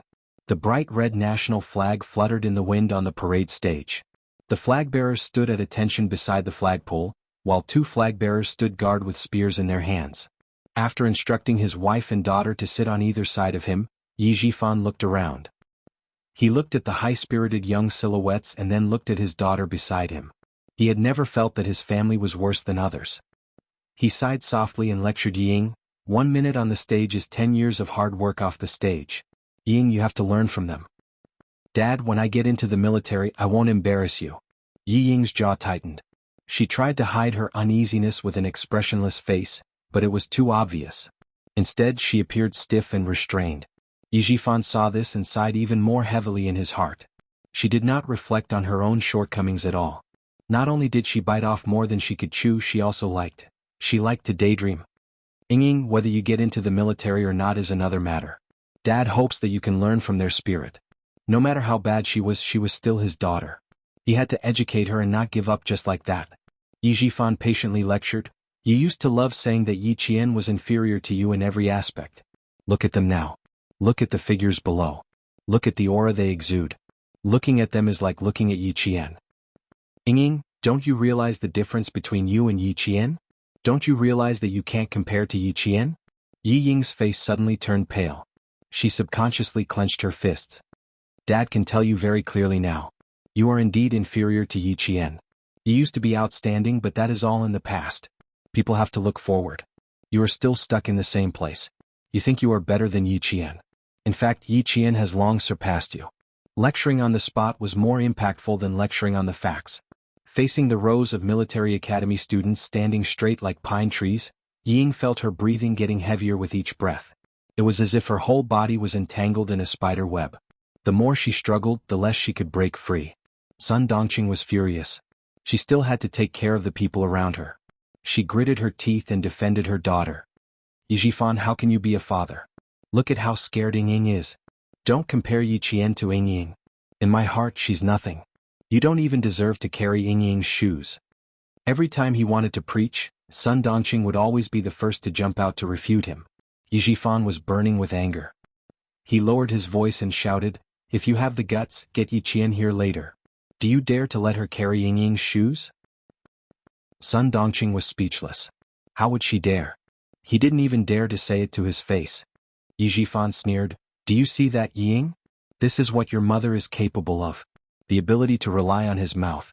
If you learn all of your mother's skills, 10 Yi Qian can't even compare to 1 Ying." These words were so harsh that the last bit of color drained from Yi Ying's face. After a while she said softly, "Dad, Mom, stop arguing. We're here to look for Yi Qian today, not to argue. 10 Yi Yings couldn't even compare to 1 Yi Qian." Was she that bad? She didn't believe it. She couldn't accept it. She couldn't accept it. How could Yi Ying be worse than Yi Qian? How could she be worse than her? She stared straight ahead. When her gaze inadvertently swept across the flag-raising stage, Ying suddenly stood up. She saw a familiar figure. A figure that she wanted to curse even in her dreams. A figure that tormented her day and night. A figure that wanted to eat her flesh and gnaw on her bones. Chapter 14:20. Ying, sit down. She stood up abruptly. Yijifan, whose expression had darkened, reached out quickly and grabbed her wrist. "Do you still want to embarrass yourself? Sit down." Fortunately, they were sitting in the back row. The teachers in front were all watching the parade seriously and did not pay attention to the back. Otherwise, Ying would have received countless disapproving looks when she stood up so abruptly. The soldier on duty saw that the parent who stood up quickly sat down again. He took 2 steps forward and returned to his original position. His gaze lingered on Ying for a few seconds before leaving. Ying, who was forcefully pulled back by Yijifan, fell back into her seat. Her whole body trembled uncontrollably. Even her teeth were chattering. "Dad, I saw Yi Qian. I saw Yi Qian. I saw Yi Qian." She was wearing a straight military uniform, holding a gun and standing at the highest point. It was as if she was looking down on her and mocking her. She was standing so high and holding a gun. She was even holding a gun. Mom said that there were so many military academy students. Who would recognize her? Wrong, all wrong. Who didn't see her? Everyone saw her. She was standing so high, everyone would see her. All the teachers and students in the school would see her. What was she doing here? Was she here to see how impressive she was? Was she here to see how she made a name for herself in school? Was she here to be looked down on and mocked? Yi Ying's unwillingness turned into anger. She was so angry that her whole body trembled even more. Sun Dongqing noticed Yi Ying's strange behavior. She grabbed her daughter's trembling shoulders and scared her into asking, "Ying, what's wrong? Did you get a heat stroke? Why are you trembling?" "Mom, I saw Yi Qian. She was standing so high up. Mom, I saw Yi Qian." Yi Ying grabbed the corner of Sun Dongqing's shirt and said angrily, "She was in front, standing on the flag stand. Mom, everyone saw her." You're wrong. Everyone saw her. There were so many military academy students. She was the only one standing so high up, receiving everyone's attention. What about her? What about her? There was nothing. There was nothing. When Sun Dongqing heard this, she immediately raised her head and looked in the direction of the flag stand. When her gaze landed on the gun in Yi Qian's hand, her body instantly froze. She was standing so high up and she was holding a gun in her hand. No wonder her daughter was afraid. Even she was afraid. "Olji, let's go. Sun Dongqing said with difficulty. She held Yi Ying's shoulders tightly, and her lips were trembling. "We came to the wrong place. Before she sees us, Olji, let's go. Ying is scared. Look, Ying is so scared that her whole body is trembling." Compared to his wife, Yijifan knew his daughter better. Ask her if she's trembling in fear or anger. Sit tight. You're not allowed to leave until you see Yi Qian. Dad, if she really goes on like this, she can easily take back the jade pendant on my neck. His eyes were as sharp as needles as he stared at Ying, who was standing on the flag stand. He gritted his teeth and said, "We can't let her go anymore. Dad, we must find a way." "Take back the jade pendant?" Yijifan chuckled. "The jade pendant is in my hands. You don't have to worry. As for whether we can let Yi Qian go, Ying, oh Ying, if you weren't my daughter, I really wouldn't care about you. Chapter 14:21. How could he not know what his daughter was thinking? It seemed like she was so angry that she even dared to threaten him. No wonder she was Yi Jifan's daughter. She was ruthless and did not lack courage. But if she was only ruthless but not capable, that would not do either. Yi Ying, whose thoughts were exposed, bit her lower lip. So he still knew that she was his daughter. Then why was he being so aggressive towards her? Yi Jifan ignored her grievances. There was even a trace of impatience in his cold voice. If you still refuse to face reality, Yi Ying, you will never be able to stop Yi Qian from moving forward. If you don't learn to lower your head, you will always be able to look up at Yi Qian. Yi Ying, do you still think you have the right to raise your head in front of Yi Qian? Do you still have the right to show off in front of her? Do you? Did she? No, she did not. She had nothing. If she had nothing, what right did she have to raise her head in front of Yi Qian? What right did she have to show off in front of him? Yi Ying, whose face was as white as a sheet, did not know how much time had passed before she gently shook her head.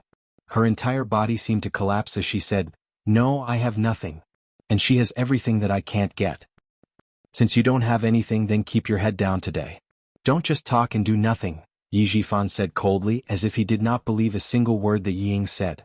He only hated that he did not bring her along when he was working in the town government. She had developed a blind and arrogant personality like Sun Dongqing. Yi Qian had already gone so far, but the daughter he had always thought was outstanding was still in the same place. If he did not let her see the truth, she would only continue to think that she was so powerful. He had reminded her countless times to wake up and not to underestimate Yi Qian. She had to realize that she was not as good as Yi Qian. In the end, it only had a slight effect at the time, and it was the same after that. Thinking of this, Yi Jifan gloomily stared at his wife. She had contributed greatly to his daughter's current state. Sun Dongqing did not say anything. She did not know what to say. She had always thought that her daughter was better than Yi Qian, but what was the truth? The truth was right in front of her eyes. Her daughter had to use her connections to enter the army. As for Yi Qian, he was already holding a gun. Facing her father's accusation, Yi Ying pursed her lips even tighter. Lowering her head to Yi Qian. How could she do it? How could she do it? She clenched her fists even tighter and her gaze became even more sinister. She couldn't get over the hurdle in her heart. She couldn't accept lowering her head to someone who she thought was inferior to her. Seeing this, Yi Jifan sneered. He had spent so much effort to nurture him, only to receive such an outcome. He was unwilling to accept this. Now, if he wanted his daughter to stand up again, he could only rely on Yi Qian. He wanted to use her to make his daughter see the truth and stop being so arrogant. Lamentable, when it came to educating his daughter, he failed too thoroughly. For a moment, the atmosphere between the father and daughter was so tense that it was almost at daggers drawn. Sun Dongqing was so nervous that she didn't know what to do. Seeing that her daughter was sweating profusely under the sun, her heart ached so much that she took out an umbrella from her handbag. Ying, hold the umbrella and watch. It's too hot. Be careful not to get sunburned. It was indeed very hot. Ying instinctively reached out to take the umbrella. Yi Jifan's face darkened as sweat dripped down his back. We've been here for more than 10 minutes, and Yi Qian has been in this position without moving. She's standing, but you're still sitting. Hearing this, Yi Ying retracted her hand as if she had been electrocuted. Chapter 14:22. Time passed bit by bit. From 8:15 to 11:30, Yi Jian and the two seniors on the flag-raising platform had been standing motionless with imitation guns that were as heavy as the Type 95 rifle. They had maintained the most standard military posture, standing tall and straight like pine trees with a piercingly cold aura. Yi Jifan had been paying attention to Yi Qian the entire time. When the military parade ended and the flag-bearers were about to walk down the flag-raising platform, he couldn't help but tighten his grip. If something were to happen to Yi Qian at this time, even Uncle Jen wouldn't be able to save her. Step by step, she walked down the steps gracefully. Then, step by step, she strode across the platform with her head held high. Everyone's attention was on her.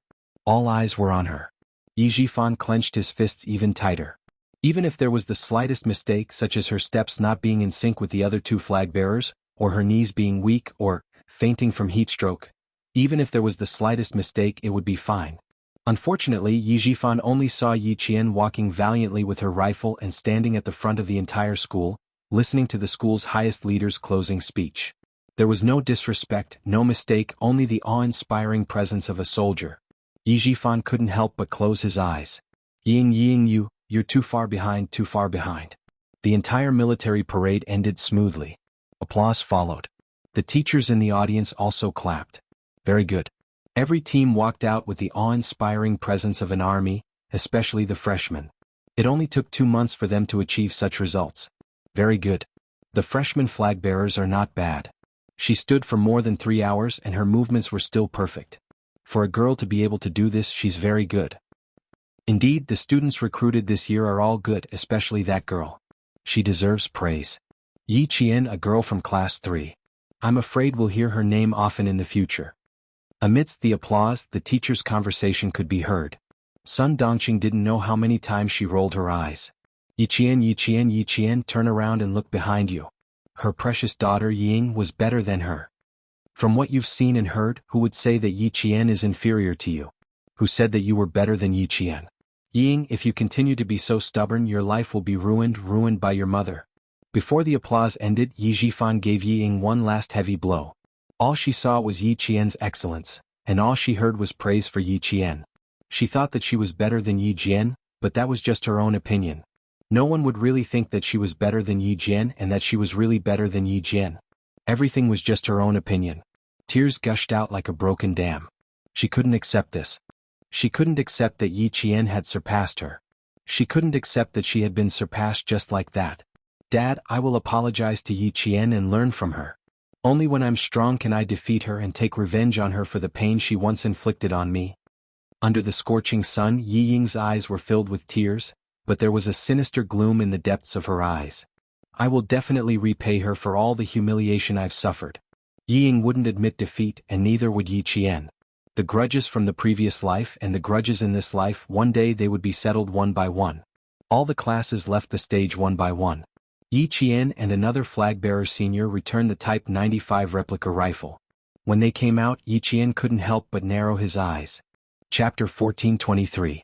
If he wasn't mistaken, the 3 people standing in front of him, they really found their way to the school. They were quite capable. Yi Qian, come here. The homeroom teacher, whom he had only met 4 times, waved him over. Your family is here. Let's go to the teacher's office for a chat. Go to the teacher's office for a chat? Before Yi Qian could reply, Yi Zhifan immediately said, No, teacher. We'll find a place to talk. He was able to meet Yi Qian because the school didn't know about his relationship with Yi Qian. If he went to the teacher's office for a chat and Yi Qian told him about the original situation, he would have come for nothing again. Teacher, you must think that he's my uncle. Actually, he's not. This Mr. Yi tampered with my entrance exams many times. It was written on my resume that I took a year off from high school. It was all because of this Mr. Yi. Yi Qian didn't want to drag it out. He didn't want to be involved with Yi Zhifan's family for the next 4 years. During the college entrance exams, he tried to tamper with my registration again and again, trying to stop me from getting into university. Teacher, I really don't have anything to talk about with this Mr. Yi. Not giving her a chance to speak? Yi Zhifan, can you stop him? She said it so calmly and didn't give Yi Zhifan a chance to interrupt. When the teacher of class 3 heard this, his expression immediately turned cold. He glanced at Yi Zhifan with a threatening gaze and said to Yi Qian, Come to the teacher's office. Let's go to the teacher's office together. As a teacher, he naturally believed what his students said. If they really went to the teacher's office, then everything would be in vain. Yi Ying's face flushed red. She suddenly stood up. Sis, I'm here to apologize to you. I was too immature in the past and did many things that made you sad. Her apology was stiff at the beginning, but the more she spoke, the more fluent she became. As she spoke, she even squeezed out a few tears. Sis, I'm sorry. I apologize to you. Please forgive my immaturity in the past. I know I've done too many wrong things, and I don't dare to ask you to forgive me in a short time. Sister, please give me a chance. I'll definitely change. The sun did not rise from the west, so Yi Ying could not really apologize to her. However, he did not expect her to pretend to apologize and even shed a few drops of tears. Who didn't know how to act? Yi Qian looked as if he had been frightened by something. He quickly hid behind his teacher and pursed his lips tightly, without saying a word. That's right, she would not say a word. She wanted to see how long Yi Ying could lower her head. The homeroom teacher of the National Science and Technology University of Science and Technology was not so easily fooled. He stood in front of Yi Qian and acted like a protector. He looked coldly at the incoherent family of 3. Just now you said that Yi Qian's grandmother was seriously ill and needed Yi Qian to go home. Now all of a sudden he stood up and apologized. Sir, what kind of place do you think our school is? Teacher, you can call my family and find out more about my situation, Yi Qian said in a low voice. His voice was so heavy that it seemed to be weighed down by a rock. He was full of helplessness. I don't have a grandmother either. When I was young, I almost died at the hands of this so-called grandmother. Teacher, I don't want to see them. Yi Ying lowered her head and closed her eyes tightly. She took a deep breath and clenched her fists. Her voice choked again. Sis, I'm here to apologize sincerely. Please forgive me. Can you not reject me? I regret it. I really regret it. I regret it. I regret underestimating you. I regret trusting myself too much. Chapter 14:24. In the face of Yi Ying's apology, Yi Qian only had one feeling. She had ulterior motives. However, after 3 days she had a whole new level of respect for her. She could actually lower her head. The Yi Ying of the past, when had she ever lowered her head for anyone in her previous life? Never, never? Then what exactly happened to make Yi Ying lower her head? It was worth thinking about. Yi Qian's eyes narrowed slightly. Yi Ying changed too quickly, and Sun Dongqing, who had always been protective of her daughter, remained silent. She stood at the side without saying a word. It was too abnormal. Her lips curled slightly, revealing a faint smile. You don't have to apologize to me. It's not about whether I forgive you or not. It's about how you feel in your heart. If you really think that you've done too many wrong things, you don't have to beg others to forgive you. You don't have to go to others and say things that make things difficult for them. Ying, you're just forcing me to forgive you. Sun Dongqing watched as her daughter lowered herself to the point of humility. She felt very uncomfortable. She opened her mouth, closed it and held it in. Stupid girl, don't be too smug. Yi Qian didn't even look at Yi Jifan and Yi Ying. She only looked at Sun Dongqing's expression. She saw her face darken for a moment, then turn ruthless for a moment. She found it even more funny. She came over to ask her to forgive Yi Ying. She even forgave Yi Ying in front of her homeroom teacher. She had it all planned out. Next, would Yi Jifan immediately ask for the homeroom teacher's contact in the name of showing concern for his niece Yi Qian's school life? Then he could call the homeroom teacher and mention Yi Ying at the same time? Yi Jifan had always been good at this kind of thing. Yi Ying, whose eyes were red, seemed even more wronged and upset. She lowered her head and sobbed, Sister, I didn't force you. I just wanted to ask for your forgiveness. Why would I force you? I just wanted to ask for your forgiveness. This time Yi Ying really lowered herself. She lowered her head, put down her pride and lowered her pride. Yi Jifan, who saw this, felt very gratified. Finally he could face his enemies head-on. He understood that lowering his head for a moment was only for the sake of his future rise. Faced with Yi Yingtai's unusual behavior, Yi Qian became even more cautious. Yi Qian, who was thinking quickly, did not speak immediately. He left Yi Ying to the side. Sun Dongqing was already holding back her anger. When she saw that her precious daughter had been left to the side, she raised her head and glared fiercely at Yi Qian. This glare was caught by Yi Qian, who happened to be sizing her up. Then, Yi Qian felt that things were finally back to normal. Sun Dongqing's heart was flustered. She vaguely felt that, she was afraid that her glare just now had ruined everything. She immediately pretended to wipe away her tears and sighed, Little girl, Auntie is also at fault. I said a lot of things that I shouldn't have said. You're a magnanimous person, so please forgive Auntie this time. She was afraid that Yi Qian didn't know what she said, so she deliberately reminded him, Last time when you came back to the village, Auntie said something that I shouldn't have. Please don't take it to heart. Auntie really didn't do it on purpose. She explained quickly and anxiously, her eyes staring straight at Yi Qian. Although she apologized, she did not know how to hide the fierceness in her eyes. Not only did Yi Qian see it clearly, but so did Yi Qian's teacher. Thanks to her words, Yi Qian understood that things were not as simple as they seemed. Chapter 14:25. She purposely brought up what happened last time. She was so anxious and worried. What was she worried about? Why did it feel like Yi Ying's apology was not the most important thing, but Sun Dongqing's? Even though Yi Qian was a meticulous person, he still could not figure out what their family was planning. The teacher of Class 3 did not immediately intervene. He still needed to understand the situation. Moreover, Yi Qian's reaction was very calm, so he did not need to rush to intervene. Yi Jifan saw that his wife had finally lowered her head and apologized for that incident. He breathed a sigh of relief in his heart. Forcing Yi Ying to apologize first had some effect. This was the right move. Yi Qian would not forgive his daughter easily. He would definitely make things difficult for her. His wife, Sun Dongqing, had always been protective and could not bear for her daughter to be wronged. For her daughter's sake, she would also force herself to apologize to Yi Qian.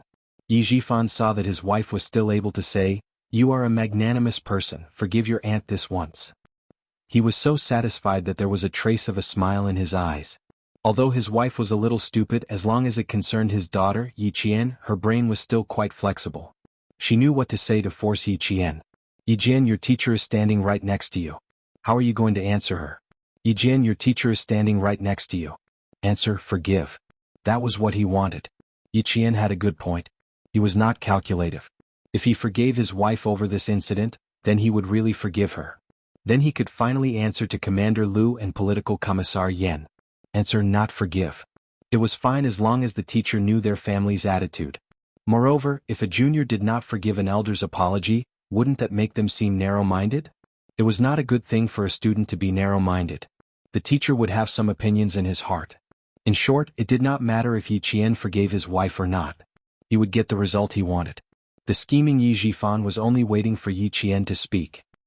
He stared at him with a cold, calculating glint in his eyes. Yi Qian shifted his focus to Yi Zhifan. He was the backbone of the family. It was definitely Yi Zhifan's idea to come to the school and not Sun Dongqing's. She would never have thought of it. So what was Yi Zhifan planning? Yi Ying apologized, Sun Dongqing apologized, but Yi Zhifan didn't say anything.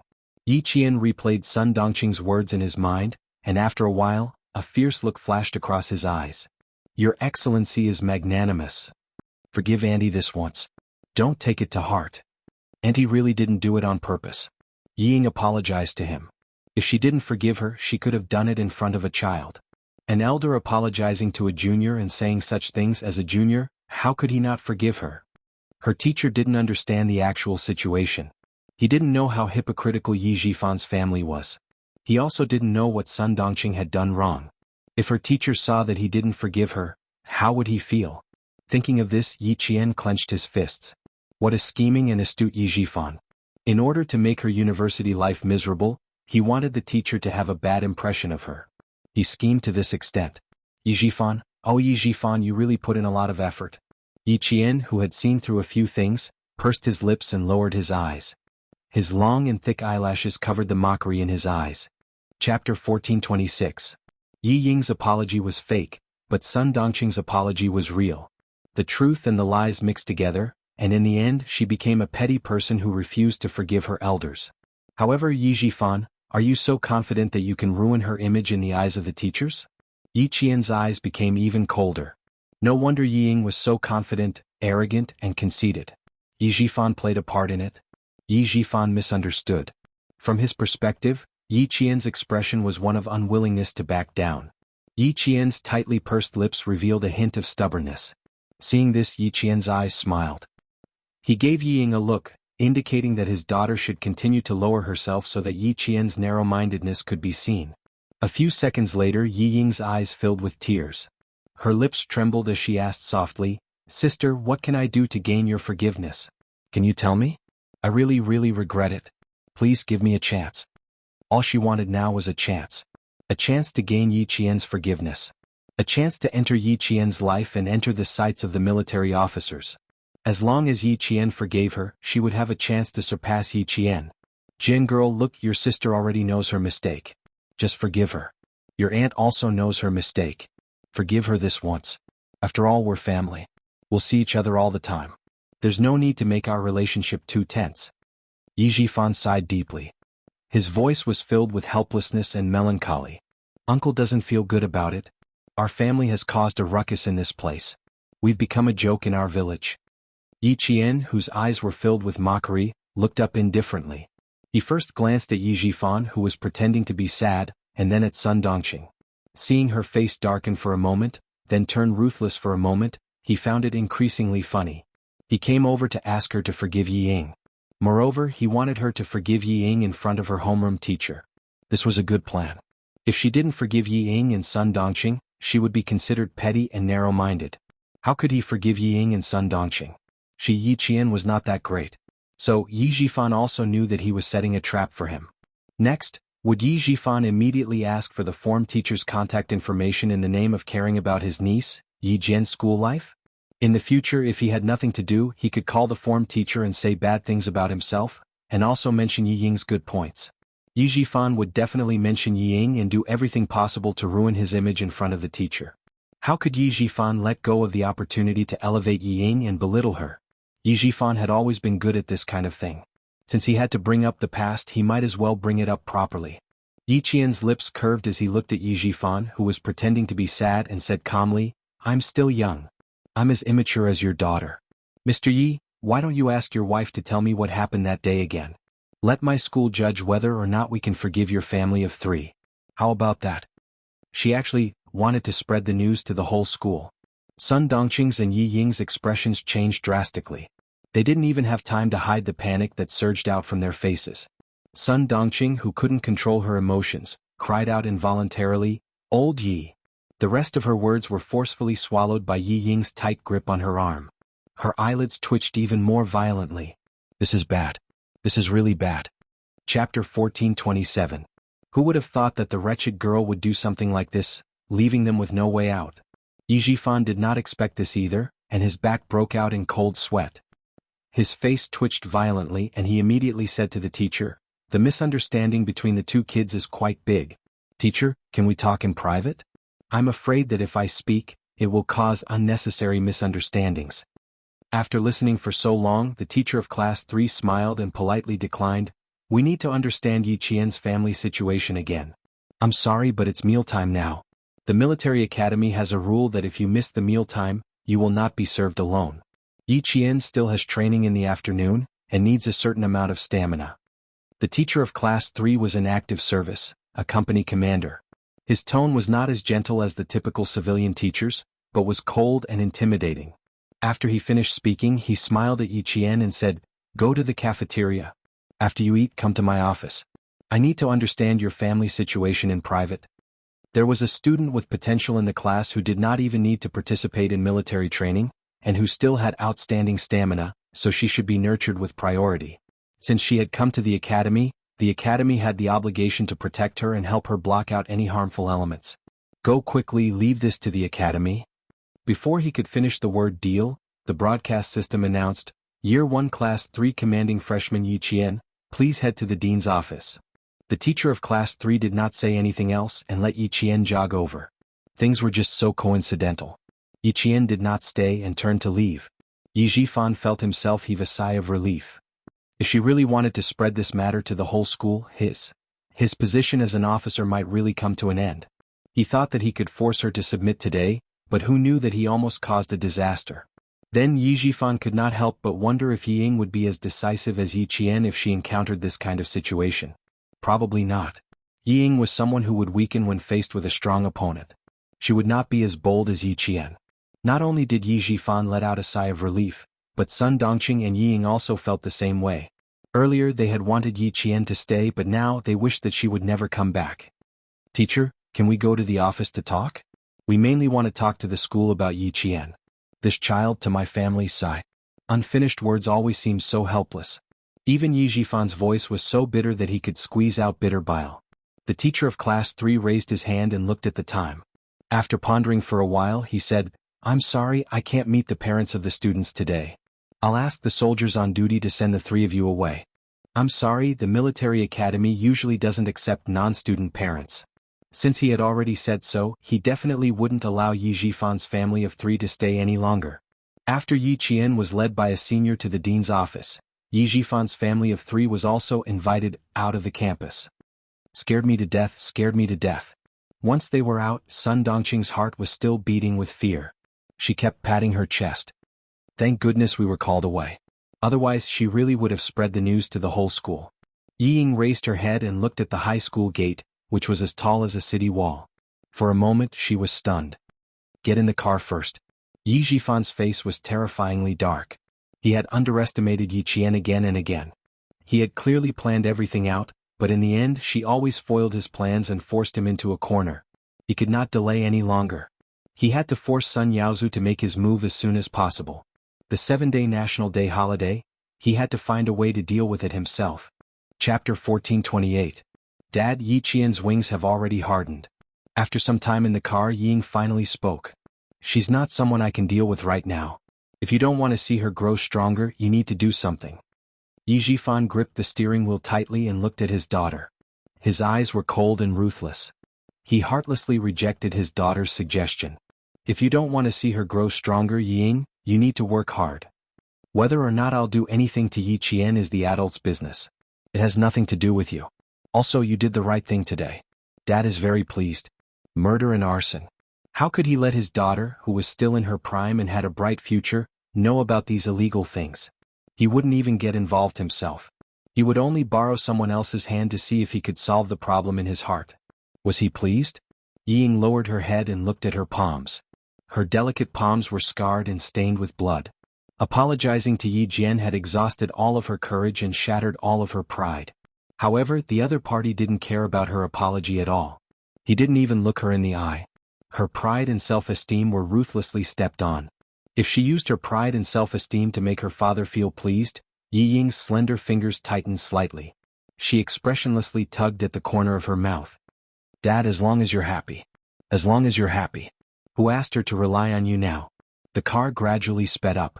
When the green light turned green, Yi Jifan, with his jaw tense, stepped on the accelerator and left the University of Science and Technology of China with his unwilling wife and daughter.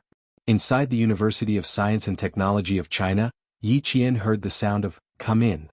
Yi Qian pushed open the anti-theft door of the office. She looked up slightly and saw the handsome face she was most familiar with. She saw him in casual clothes the day before the holidays. Could it be that he specially rushed over to spend National Day with her? Impossible. How could he have so much time to spend with her? Most likely he was here for official business. The dean was a 55-year-old lieutenant general with the rank of deputy major. This meant that he was a dean with real power, unlike the teachers of Class 3 who were only active soldiers in the military academy. In the military academy, there were 3 types of teachers: active duty, civilian, and employed. Teachers are active military personnel. They start from the position of deputy company commander and can reach the position of deputy division commander. Their military rank can be as high as senior colonel. On the other hand, civil service teachers started from level 12. The hired teachers would be regarded as teachers of local colleges and universities. They would not have military ranks and would only be able to participate in various professional and technical titles and obtain professional and technical positions. Yi Qian saluted the dean. Year 1 Class 3 Yi Qian reporting. The girl who came in was wearing a female soldier's uniform. She had long sleeves, a jacket, a standard female soldier's military skirt, a belt around her waist, and a large brimmed hat on her head. She was valiant and full of the tenacity of a female soldier. Due to the scorching sun outside and the fact that she was walking in a hurry, there was still sweat dripping down her face.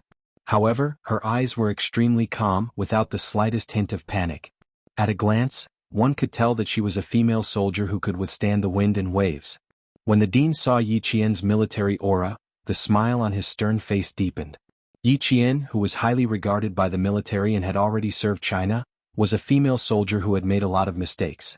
Not bad. You're still so energetic after standing for more than 3 hours. The dean was very familiar with Yi Qian. The reason why she was exempted from military training was because the dean was the first person the military contacted. He pointed at the guest sofa and gestured for Yi Qian to sit down. Come, sit down and have a cup of water.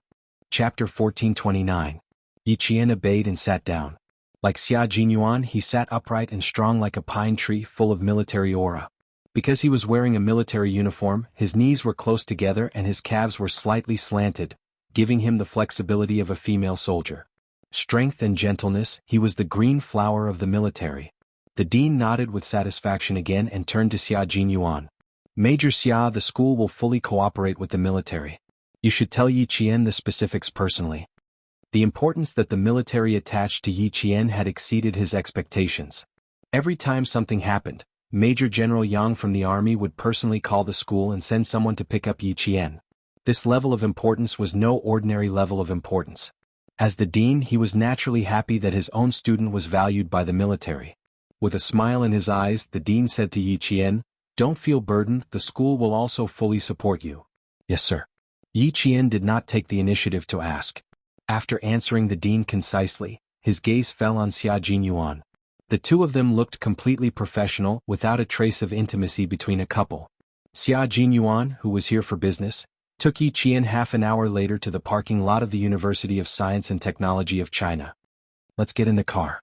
I'll tell you in detail the mission from 7:00 p.m. to October 4th. He opened the door of a black business car and said, "Get in." Yi Qian, who had just attended the school's National Day celebration, did not even have time to change out of his sweaty casual clothes. He just carried his hastily packed luggage and got into the car with Xia Jinyuan. In the car, there was already someone waiting in the driver's seat. When he saw Yi Qian get in, he slowly said in a low and cold voice, "Yi Qian, long time no see." It was G3. Long time no see. Yi Qian bent over and got into the car. Then Xia Jinyuan bent over and got into the car like a cheetah. He closed the door and ordered G3 to start the car.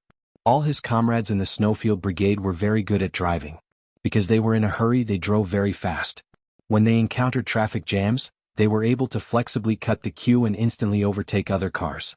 As soon as Xia Jinyuan got into the car, he took off Yi Qian's large brimmed hat and said, "Time is a little tight. We have a 1:30 flight to the capital. Get changed in the car first." When the G3 heard this, it immediately turned the rearview mirror that was originally facing the back seat to the side. At the same time, it drove the car to the side. Yi Qian, who was carrying his luggage, was stunned. "In the car, changing clothes? Are you sure? Can't I change at the airport?" "Don't worry, he won't dare to peek." Xia Jinyuan glanced coldly at G3, who was focused on driving, and whispered to Yi Qian, "I will protect you. Don't worry." Yi Qian was speechless. She took a deep breath and tried her best to mentally prepare herself. Then she picked up her luggage and went to the last row of the car. It wasn't because he wanted to protect her. It was because she had never changed in front of anyone before. Xia Jinyuan couldn't help but raise his eyebrows. Was she still afraid that he would peek? Major Xia, who was sitting upright and looking straight ahead, reminded her, "Change into casual clothes." Then he heard the sound of the luggage being unzipped and the rustling of clothes. It was indeed not good to change clothes in the car. Even the slightest movement could be heard. If it weren't for the fact that they were in a hurry, he would definitely have asked her to go back to the dormitory and change before coming out. However, this wouldn't happen only once. It would happen often. He leaned forward slightly and reached out to turn on the car radio. He then turned it up to the music station and turned it up. Only then was Major Xia satisfied that he couldn't hear the sounds from the back seat. G3 glanced at him with a faint smile on his face. Chapter 1430. Fortunately, Yi Qian changed quickly. In such a small space in the car, she managed to finish changing within 2 minutes. His sweat-soaked casual clothes were neatly folded, and his small military boots had been replaced with sports shoes. He wore a white short t-shirt and black slim-fit cotton sweatpants. With his short hair that reached his chin, he looked as refreshing as the cool summer breeze, making people feel refreshed just by looking at him. Yi Qian had exquisite features. Her eyebrows were thick, and her skin was as white as porcelain. Her eyes were bright and her teeth were white. Her short hair didn't make her look ugly. Instead, it made her facial features look even more exquisite. To be honest, even the G3 members were worried about Xia Jinyuan for him to have such a beautiful girlfriend go to a military academy where there were more males than females. This was the first time Yi Qian had encountered something like this. Even though she was mentally strong, she couldn't help but feel a little awkward. Her ears were slightly red, but she pursed her lips and pretended to be calm. Xia Jinyuan looked at her with his eyes slightly closed. Then he said calmly, "There are bound to be some inconveniences when male and female soldiers work together. However, special circumstances require special treatment. Don't mind it too much." Yi Qian still had a shy smile on her face as she raised her head. Her eyes met his deep, dark eyes. There was no other emotion in his eyes, only a cold, serious look. Yi Qian pursed her lips instinctively and hid her embarrassment. She took a deep breath and looked back at him with clear eyes. "Okay, I understand." In a few seconds, she adjusted her emotions and no longer felt awkward about changing clothes in the car. She treated it as part of her mission, so it wasn't a big deal. She was in a hurry to get dressed, so her hair was a little messy. Xia Jinyuan pursed his lips with a cold expression. Suddenly, he reached out and gently smoothed her messy hair. "Autumn is coming. Your hair gets dry easily. You'll feel better if you use a good conditioner."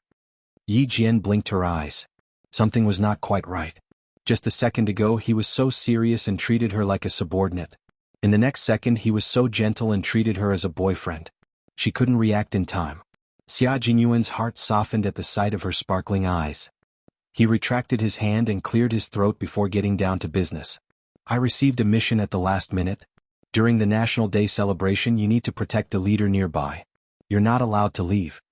Tomorrow was the celebration of the founding of our country, as well as the military parade of the century. While the whole country was celebrating, it also attracted the attention of the whole world. Not only did the highest leaders of China attend this ceremony, but there were also international friends and ambassadors from various countries. At this time the security forces had reached the level of Red Grade A. Their air and ground forces were at full force, and even the borders had entered combat alert. The leader that Yi Qian wants to protect has a rather important political position in our country. He often represents our country on overseas visits to promote exchanges between our country and other countries. When you appear there will be someone to lead you. You just have to pay attention to your surroundings. At this point, Xia Jinyuan purposely emphasized her tone to let Yi Qian know that her main task was to pay attention to the surroundings. Yi Qian could tell that something was wrong. She straightened her body and her expression became even more serious. For this mission, there will be a total of 3 people accompanying the leader. No matter what, you are not allowed to be more than 30 centimeters away from the leader. After the ceremony, you will accompany the leader down the tower until the Zhongnan High Guards take over. During this time, you are not allowed to communicate with anyone, and you are not allowed to leave your room alone. If you discover anything unusual, report it immediately. Chapter 1431. The distance between them must be no more than 30 centimeters. This meant that if anything went wrong, her brain and body would be able to react quickly and protect her leader from any life-threatening danger. Yi Qian understood the meaning behind Xia Jinyuan's words. Her expression became calmer, and Xia Jinyuan knew that she understood what he meant. The car sped towards the airport. Xia Jinyuan explained to Yi Qian what she needed to do over the next few days, as well as her specific mission. Due to the importance of this mission, she would be severely punished if she was not careful. He maintained a solemn expression throughout the entire process. Yi Qian, this mission is more important than anything else. If anything goes wrong, you might even be expelled from the military.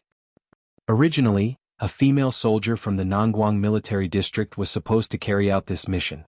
In the end, the military district decided to send you instead. Yi Qian, do you know why?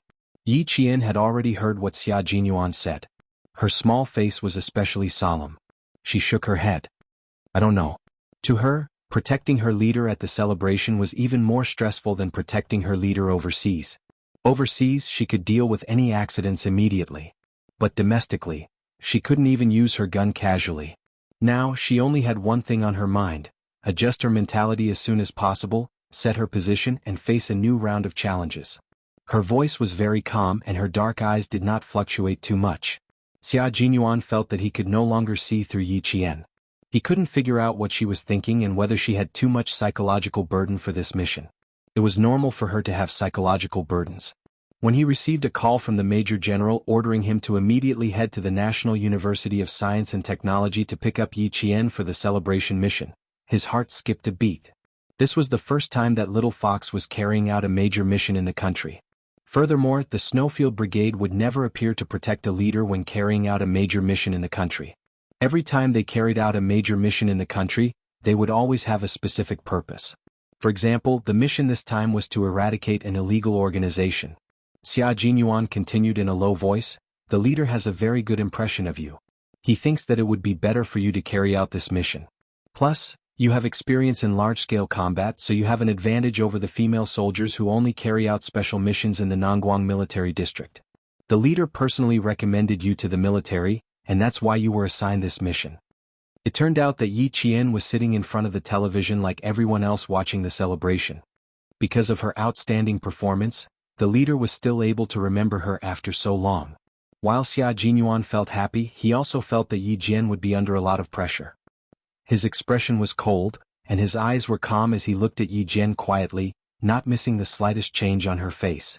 "This mission is a very good opportunity for you to train. The Major General was very happy when he found out, but he was afraid that you would feel pressured. He specially sent me and G3 to pick you up and give you some psychological counseling so that you can devote yourself to the mission as soon as possible. Do you have any problems right now?" Before Yi Qian could answer, Xia Jinyuan immediately said, "You don't have to tell me your personal problems. We don't accept personal problems." Yi Qian, who had been listening carefully, suddenly felt happy. Was he worried that she would back out? No, I don't have any personal problems, Yi Qian replied seriously. She was smiling in her heart, but her expression was very serious. Complete the mission. Chapter 1432. Xia Jinyuan loved Yi Qian's drive. She was like a blade of grass that wouldn't show any signs of fear no matter what. Hearing this, a small smile finally appeared on his cold face. Very good. If you had dared to say that there was a problem, I would have immediately reported it to the military and re-evaluated your psychological resistance. He and Yi Qian were lovers, but they were also comrades. They cared about each other in their daily lives, but they had to strictly supervise each other in battle. If there was a problem with her, as a comrade, he wouldn't turn a blind eye to it just because she was his girlfriend. He would deal with it as he saw fit. He was absolutely selfless.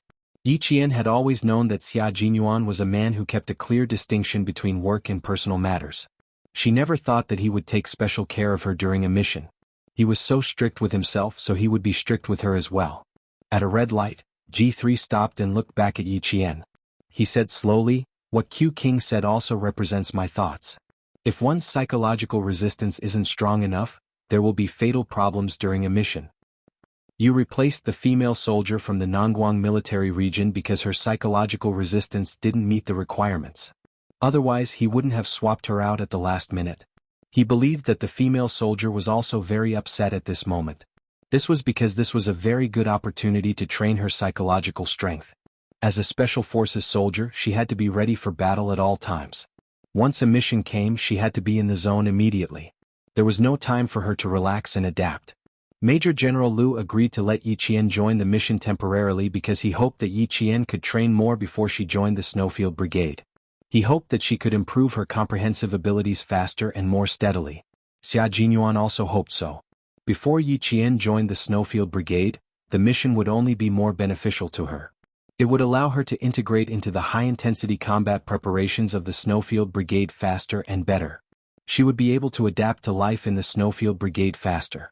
Tenacious perseverance, tenacious will, long-lasting endurance, strong psychological quality.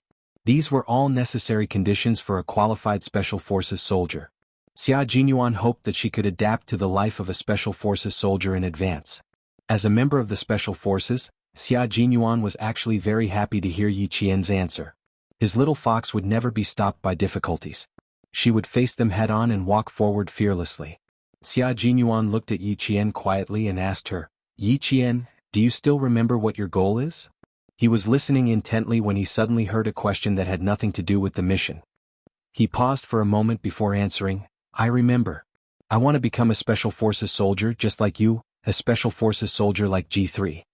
Her voice was very clear and her enunciation was clear and powerful.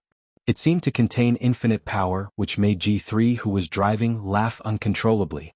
Female soldier Yi Qian was an extraordinary soldier in the hearts of all her comrades in the Snowfield Brigade. They also hoped that she could become a member of the Snowfield Brigade, become a comrade and fight side by side with them. Very good, Yi Qian. You have to remember what you said and become a Special Forces soldier like me and G3. Xia Jinyuan raised his eyebrows and smiled. Yi Qian, we all believe in you. All our comrades in the brigade, as well as Major General Liu, believe that you can definitely become a Special Forces soldier like us. Then do you know what kind of Special Forces soldiers like us are? Chapter 1433. The last sentence made Yi Qian's pupils constrict. Was he trying to tell him everything about himself, G3, and his mysterious comrades? The car radio was turned off, and the well-sealed car was so quiet that only the sound of their breathing could be heard. G3 drove calmly, not at all surprised by this. Before they came, Xia Jinyuan asked if the Major General could tell Yi Qian what kind of Special Forces they were. The Major General agreed. Why did he agree? They were both well aware of the reason. This time, the leader who arranged for Yi Qian to protect was not an ordinary leader. He was a leader who was in charge of investigating important matters. This leader rarely appeared in public. This time he suddenly appeared. There was an unusual deep meaning behind this arrangement. At least, they knew that this leader had decided to attend the celebration. The Great Hall did not agree at all, but they agreed in the end. Then, with the addition of the Snowfield Brigade, they immediately arranged for a female soldier, who would not normally receive much attention, to be his personal bodyguard. However, the female soldier did not have a strong psychological resistance. In the end, the leader personally appointed Yi Qian to replace the female soldier's original position and protect the leader who was willing to use himself as bait to lure the snake out of its hole. From this, it could be seen how dangerous it was for Yi Qian to stand beside this leader who used himself as bait to catch all the criminals in one fell swoop. There was even a possibility that he would be sacrificed, because this was a cult that had connections with foreign countries. Yi Qian sat very upright, his eyes shining like stars. He looked at Xia Jinyuan without blinking. "Captain Xia, I'm ready. Tell me, I'll listen to every word you say." God knows how interested she was in Xia Jinyuan's unit. Sometimes, one would wonder what kind of unit they were in and how powerful their comrades were to be able to enter this unit. Would they be able to become a special forces soldier like them or Captain Xia? Now that Xia Jinyuan was going to say it himself, Yi Qian felt a little nervous. Just now, when he knew that he was going to carry out a dangerous mission, he wasn't nervous at all. Now he was nervous.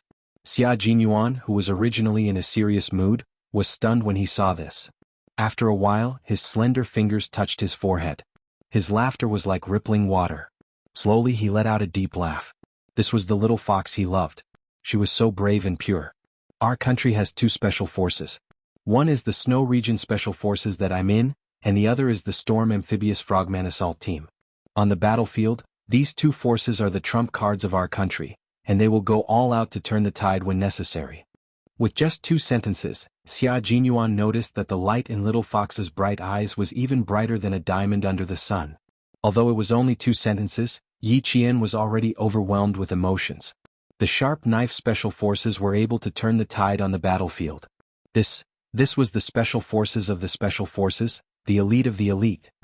These 2 forces are our country's secret forces that cannot be made public, shown in public, or known by others. No one knows of our existence and no one knows the number of the forces we belong to. No one knows the meaning of our existence. Flowers and glory under the sun have nothing to do with us.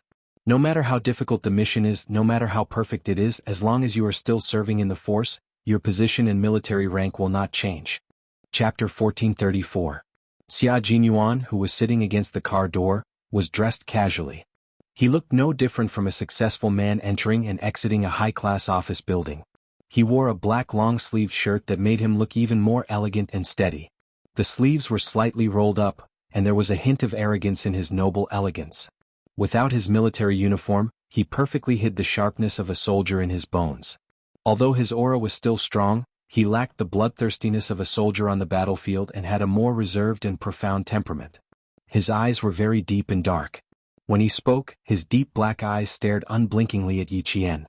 His low voice sounded like he was narrating a story slowly and calmly. However, Yi Qian could hear the beauty of the magnificent sea in his calm tone, as well as the unpredictable turbulence in the depths of the sea. As he spoke, Yi Qian's expression became more solemn. Take me for example. 5 years ago I was a major. 5 years later I'm still a major. No one knows about your contributions. No one knows about the people you saved. Sometimes, when you're on the battlefield, you even hide your nationality. No one can see your glory when you were alive. After you died, other than the Snowfield Brigade and the leaders of the military, no one else knows about it.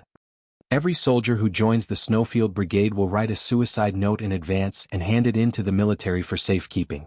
After they die, this suicide note will be sent to the soldiers' parents. I've been in the Snowfield Brigade for 4 years and have personally sent out 2 suicide notes. The parents of my fallen comrades still don't know why their son sacrificed himself. They don't know how great their son used to be. There are no flowers, no banners, no applause, no honor. There is only that we, the living, will always remember our fallen comrade.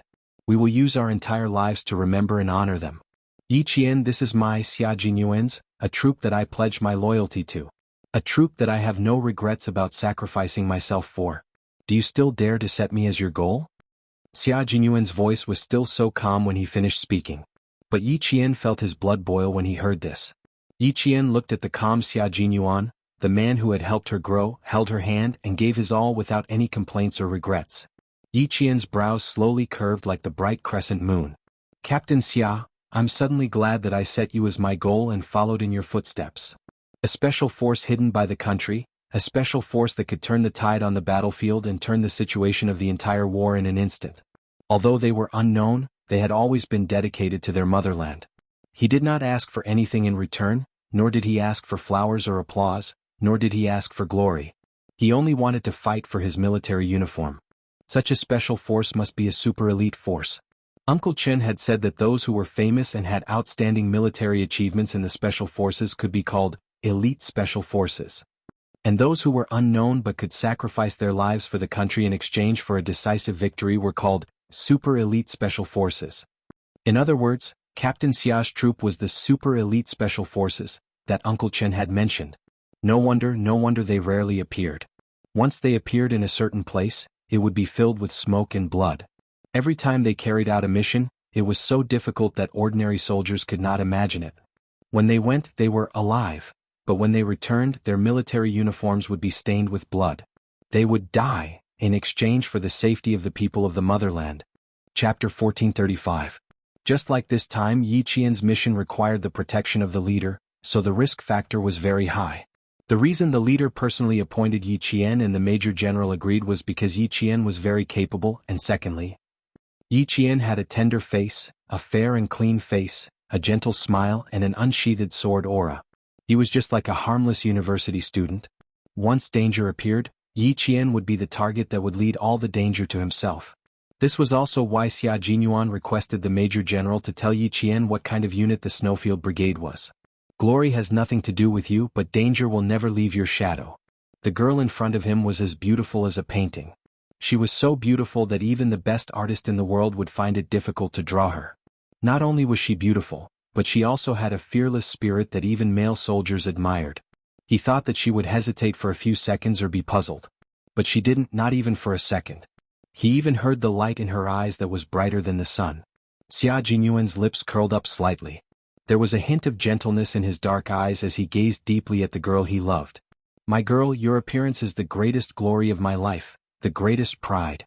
I used to think that your unit must be very powerful. Now that I hear about it, it's even more extraordinary. It doesn't matter if no one knows about our existence, as long as we know about each other's existence.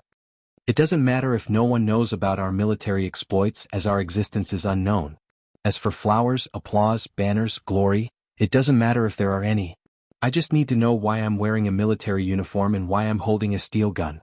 Just as Yi Qian finished speaking, her hand was suddenly grabbed by the man who was quietly staring at her. It wasn't a gentle grip, but a firm grip. It was as if he would pull her directly into his arms in the next second. The major general was hesitant before. He didn't want me to tell you these things. Xia Jinyuan didn't do anything else. He only held her hand tightly and laughed in a low voice. He was afraid that you would shrink back and be afraid after hearing it. The G3 and I both promised that you wouldn't shrink back after hearing it. Instead, you would be more interested.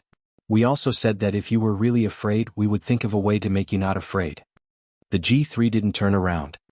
He smiled faintly and said, actually, the two of us never thought that you would be afraid, nor did we think of a way to make you not afraid. From this, one could tell how much the G3 trusted Yi Qian. Yi Qian's hand was still being held tightly. She wasn't used to holding hands with Xia Jinyuan in front of her acquaintances, so she felt a little awkward. She struggled a little, but she smiled and said, you guys trust me. What if I really quit? I don't think you can do anything to me. We didn't consider that this kind of problem wouldn't occur. Xia Jinyuan wouldn't let go. She struggled with all her might. He raised his eyebrows and gave Yi Qian a meaningful look, which meant, if you move again, I will hug you directly. A moment ago, Xia Jinyuan was still the professional Major Xia. Now he was back to being the shameless Xia Jinyuan. Yi Qian glared at him and mouthed silently, the G3 is in the car.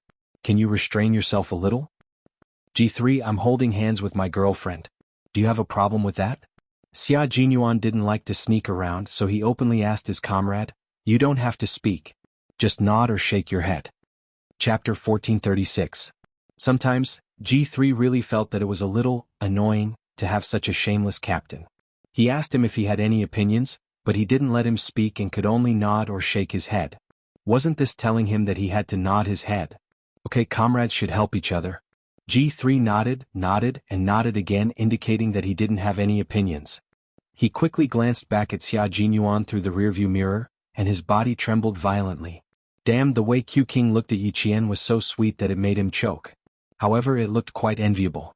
It looked like he had to go back and ask Q King how to be in a relationship. Why was it that every time he went to meet his girlfriend, he didn't have anything to say? The two of them were either walking together in silence or helping the children in the mountain village with their lessons. Otherwise, she would be teaching in the dilapidated classroom while he chopped firewood in silence. It seemed less like the intimacy between Q King and Yi Qian. Looking, G3 actually figured out that something was wrong. Yi Qian was very reserved and knew to keep a certain distance from Q King in front of his comrades. But Q King didn't give her a chance to keep a distance at all. After discussing business, he immediately seized the time to talk about love. And he was afraid that he would be rash and scare his girlfriend away. Not to mention kissing. He didn't even dare to hold her hand. No, he had to change. He had to take action when it was time. How could he be overcautious? If he took action, he wouldn't regret it. If his girlfriend was scared, he wasn't a beast. What was there to be afraid of? Xia Jinyuan didn't know that he had enlightened G3. He raised his eyebrows and said to Yi Qian, "My comrades are all very honest. They definitely won't lie. If he says he has no opinions, then he definitely has no opinions." Good comrades. They knew what to say at the right time. Yi Qian was no longer the little girl who was a little resistant to relationships in high school. After all, she had lived 2 lives. Although she was not as thick-skinned as Xia Jinyuan, she was not stupid. She could easily see through Xia Jinyuan's little tricks. She looked at him with a faint smile and said, "You told G3 not to open their mouths to express their opinions. If the driver shakes his head left and right, he will look away. Only by nodding can he not affect the front and drive safely." Sometimes, when the girlfriend was too smart, the boyfriend would feel pressured. Xia Jinyuan, whose intentions were exposed, did not feel awkward at all. He held her hand and gently caressed it. The smile on his face deepened. He leaned forward slightly and tilted his head slightly to look at Yi Qian with a gentle and focused gaze. "Because I don't want to see you feel awkward. So, I used my authority as the captain to ask my comrades to remain silent." Yi Qian could not help but blush. His voice was very low and it was filled with deep indulgence. "Little fox, we haven't seen each other for a month. Have you missed me?" Not only was his gaze gentle, it also seemed to be filled with sticky honey. It took Yi Qian a lot of effort to pull her gaze away from his focused gaze. She then pulled one of her hands out of his and mercilessly covered that elegant and perfect face with her palm. "Sit properly. Don't disturb G3's driving. What a dangerous man." She had looked at this face for a few years, but every time she looked at it seriously, her heart could not help but race. He was also looking at her with such a gentle gaze. Yi Qian could already feel her heart pounding. Thump, thump, thump. Chapter 1437. As for whether she missed him or not, Yi Qian didn't feel the need to answer. She didn't like lying, but if she told the truth, she would be embarrassed. Xia Jinyuan, whose face was covered by her hand, didn't get a reply, but his sexy lips curled up. He looked ahead and chuckled. "I miss you a lot. I don't have time to think about you during the day, but I miss you a lot before I go to bed at night." Yi Qian. Miss you a lot before you go to bed? Why do I feel like his thoughts aren't that simple? She missed him too. But she never thought about him before she went to bed. She didn't have much time to think about him during the day either. She had to stand at attention every day, go through formation training and interact with her classmates. Her time was so packed that she didn't have much time to think about Xia Jinyuan. However, every time she walked past the school grounds, she couldn't help but wonder if Xia Jinyuan had walked past the same places she walked past. The more she thought about it, the sweetness in her heart grew. Yi Jian maintained a calm face and was not bewitched by his words of love. Major Xia could not help but turn his head to look at his girlfriend. Seeing that his girlfriend was sitting upright with a calm expression and only her ears were still red, he suddenly felt as if 100 pairs of cat claws were scratching his heart, making his heart itch. Needless to say, his little fox definitely missed him. When G3 saw this, his face remained expressionless, but on the inside he couldn't help but laugh. Everything had its vanquisher. Yi Qian was born to vanquish Q King. Xia Jinyuan, who was overjoyed, knew that Yi Qian was shy, so he didn't continue the intimate actions between lovers. He sat upright and obediently. "Time is a little tight. I need to speed." When G3 saw that both of them were sitting upright, he looked at the time and couldn't help but frown. "The flight is at 1:30 p.m. It's 12:54 p.m. now. Q King, we need to contact the airport. Check-in had to be done half an hour in advance." This was a very strict requirement and couldn't be delayed by even a minute. However, Xia Jinyuan's situation was special, so the airport had to cooperate fully with them. The military had already contacted the airport and asked them to prepare for the delay in advance. Once there was a need to delay the flight, they would be able to start work immediately. Very soon the airport received a call. The 3 special personnel would only be able to board the plane at around 1:15 p.m. All the departments would cooperate fully and there would be no mistakes. We've arrived at the airport. We'll arrive at the lobby in 3 minutes. Xia Jinyuan spoke to the relevant personnel in charge of the airport as he walked. Yes, we have entered the elevator and will arrive at the lobby soon. At this time it was already 1:15. There were still 15 minutes before the departure time. The 3 figures walked out of the elevator, and the person in charge of the airport led the 3 of them to a special passageway. From the time they checked in to boarding the plane, it only took a total of 6 minutes. At 1:24 a.m., the passengers on the flight to the capital boarded and sat down one by one. The passengers in the economy class put away their luggage, sat in their seats, buckled their seatbelts and prepared for the flight. In the business class cabin, several flight attendants separated the first 4 empty seats with curtains so that the passengers in the business class cabin couldn't see who would be sitting in the 4 empty seats. Someone's phone beeped. Then the person picked up the call and said lazily, "Hello." After a while she said, "Second brother, I'm sorry. I really don't have time on National Day. I have to go to the capital for a trip." "Lie to you? Why would I lie to you?" Zhixiang's second brother said. "I lied to him." "Say something to him." Chapter 1438. It was the end of September and the sun was still scorching. The sunlight was so bright that it was blinding. Yi Zhifan stood in front of the hotel's floor-to-ceiling window. He lowered his eyes and said gloomily, "The capital is under control now. Brother-in-law, why did you go to the capital? Don't tell me you went there to watch the celebration." "Hey, second brother, no wonder you're a high-ranking official. How could you guess that?" Ever since his identity was restored, Sun Yaozu had been living a comfortable life. His body was full of fat as if he was afraid that others didn't know that he was rich. A golden chain as thick as a pinky hung around his neck. As he bent down and sat down, the golden chain hung down from his neck, shining with a golden light. He sat down and winked at Yi Zhixiang, indicating for her to take the phone. He had nothing to say to his brother, who was an official. Yi Zhifan naturally didn't believe that Sun Yaozu didn't have the awareness to go to the capital to watch the celebration. Moreover, with his status, did he have the right to watch it live? "I'm talking to you about something serious now. Go somewhere safer and talk to me." He couldn't say it even if he didn't believe him. If they wanted to get rid of Yi Qian, only Sun Yaozu could do it. He just didn't know if this coward would do it. He hated Yi Qian so much that he wanted to kill him, but he could tolerate it. There was no other way. With Ho Zi in the southern province, Sun Yaozu didn't dare to make a move. Old Madame Yi had repeatedly warned that if they wanted to get rid of Yi Qian, Yi Zhifan had to do it first. They shouldn't be so anxious to avoid being used as a tool. "Second brother, I really can't go anywhere else. I've already boarded the plane. If you had called 10 minutes earlier, I could have gone to the washroom to talk to you." Sun Yaozu, who was too fat, felt cramped in the business class seat. He moved his body and cursed unhappily, "Fuck, I can't get any comfort even if I spend money." Yi Zhixiang was touching up her lipstick with a small makeup mirror. When she heard that, she replied unhappily, "I told you to be careful and control your weight." Although she said that, her eyes that were no longer young flashed with a hint of pride.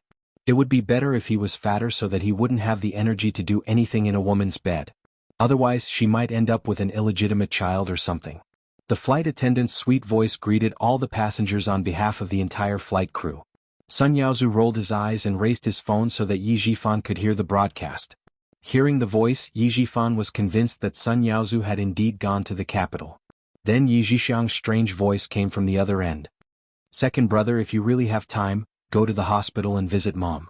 Now that Mom can speak as her son, shouldn't you go and accompany her? I didn't ask you to pay a single cent for the medical expenses. Can't you be more proactive about other things?" Yi Zhixiang was not a good person, but she was very filial to old Madame Yi. Her family was rich anyway, so she used all sorts of treatments such as acupuncture, massage and so on. What's more, it really worked. Old Madame Yi, who was originally unable to speak, could now speak with a crooked mouth. Old Madame Yi was very good to her daughter. Although she was old and paralyzed, she was still able to enjoy life. Some of the patients in the hospital were very envious. As for Yi Zhifan, he did a good job of keeping up appearances, but it was impossible for him to go and accompany old Madame Yi every day. If it wasn't for his vigilance back then, he would have ended up like Yi Xinfan. Hearing this, he said calmly, "Tell Sun Yaozu that Yi Qian might be investigating how her parents died back then. After you're done playing, think about how to deal with it." As her brother, I'm worried about what you're going to do. You guys ran out to play without saying a word. Chapter 1439. Then he hung up the phone even though he clearly heard Yi Zhixiang anxiously say, "Hey hey hey." Yi Zhifan chuckled as he held the warm phone. "You want to fight with me? Dream on." He couldn't deal with Yi Qian because he had to take into account the military behind her. However, Sun Yaozu was nothing. He was a fugitive. Someone had erased his identity for him so he could still let him break the law. Yi Zhixiang felt terrible. She handed the phone over with a pale face and said in a trembling voice, "My brother said, that wretched girl is investigating the past. This." Shut up. Although Sun Yaozu didn't look too good, he still knew where he was and stopped his wife from talking. "Don't talk about family matters on the plane. You better have some guts. Don't panic over the slightest thing." As he spoke, his fat body moved closer and his cunning face showed a hint of pride. "Didn't Mom say that he should be more scared than we are? Your brother is the most cunning. He wouldn't be so kind as to tip us off and trick you." Yi Zhixiang had inherited old Madame Ye's selfishness, but not her shrewdness. However, she was as obedient as old man Yi. Hearing this, she patted her chest and sighed in relief. "You scared me? You scared me. I thought." Receiving her husband's fierce glare, she didn't finish her sentence. A few steady footsteps came from the front, followed by the sound of whispers. The curtain that the stewardess had purposely put up moved slightly. Someone sat down. The plane was about to take off. The sweet voice of the stewardess reminded all passengers to check their seatbelts. Yi Qian fastened his seatbelt and sat down in his seat. He exhaled a breath of hot air. Just as he was about to speak, he suddenly heard a familiar voice from behind the curtain. It was a voice that he hadn't heard in years. His calm face turned cold. "What's wrong?" Xia Jinyuan couldn't help but ask. G3 also looked at her inquisitively. Her expression changed instantly, and there was a hint of murderous intent in her eyes. She and Xia Jinyuan looked at each other, then turned their heads and looked at the curtain. Yi Qian's expression only changed after one of the men spoke in a gruff voice. "I ran into an acquaintance. I didn't expect him to be on the plane." Yi Qian lowered his voice and said coldly, "Our relationship is terrible. I'm afraid he can recognize my voice." Xia Jinyuan pursed his lips. There were only a handful of people who had a bad relationship with Yi Qian. It was not Yi Zhifan's voice, but a strange voice that he had never heard before. A few seconds later, Xia Jinyuan's face darkened. "Don't let them affect your mood. Take a break." He had already guessed who was sitting behind him.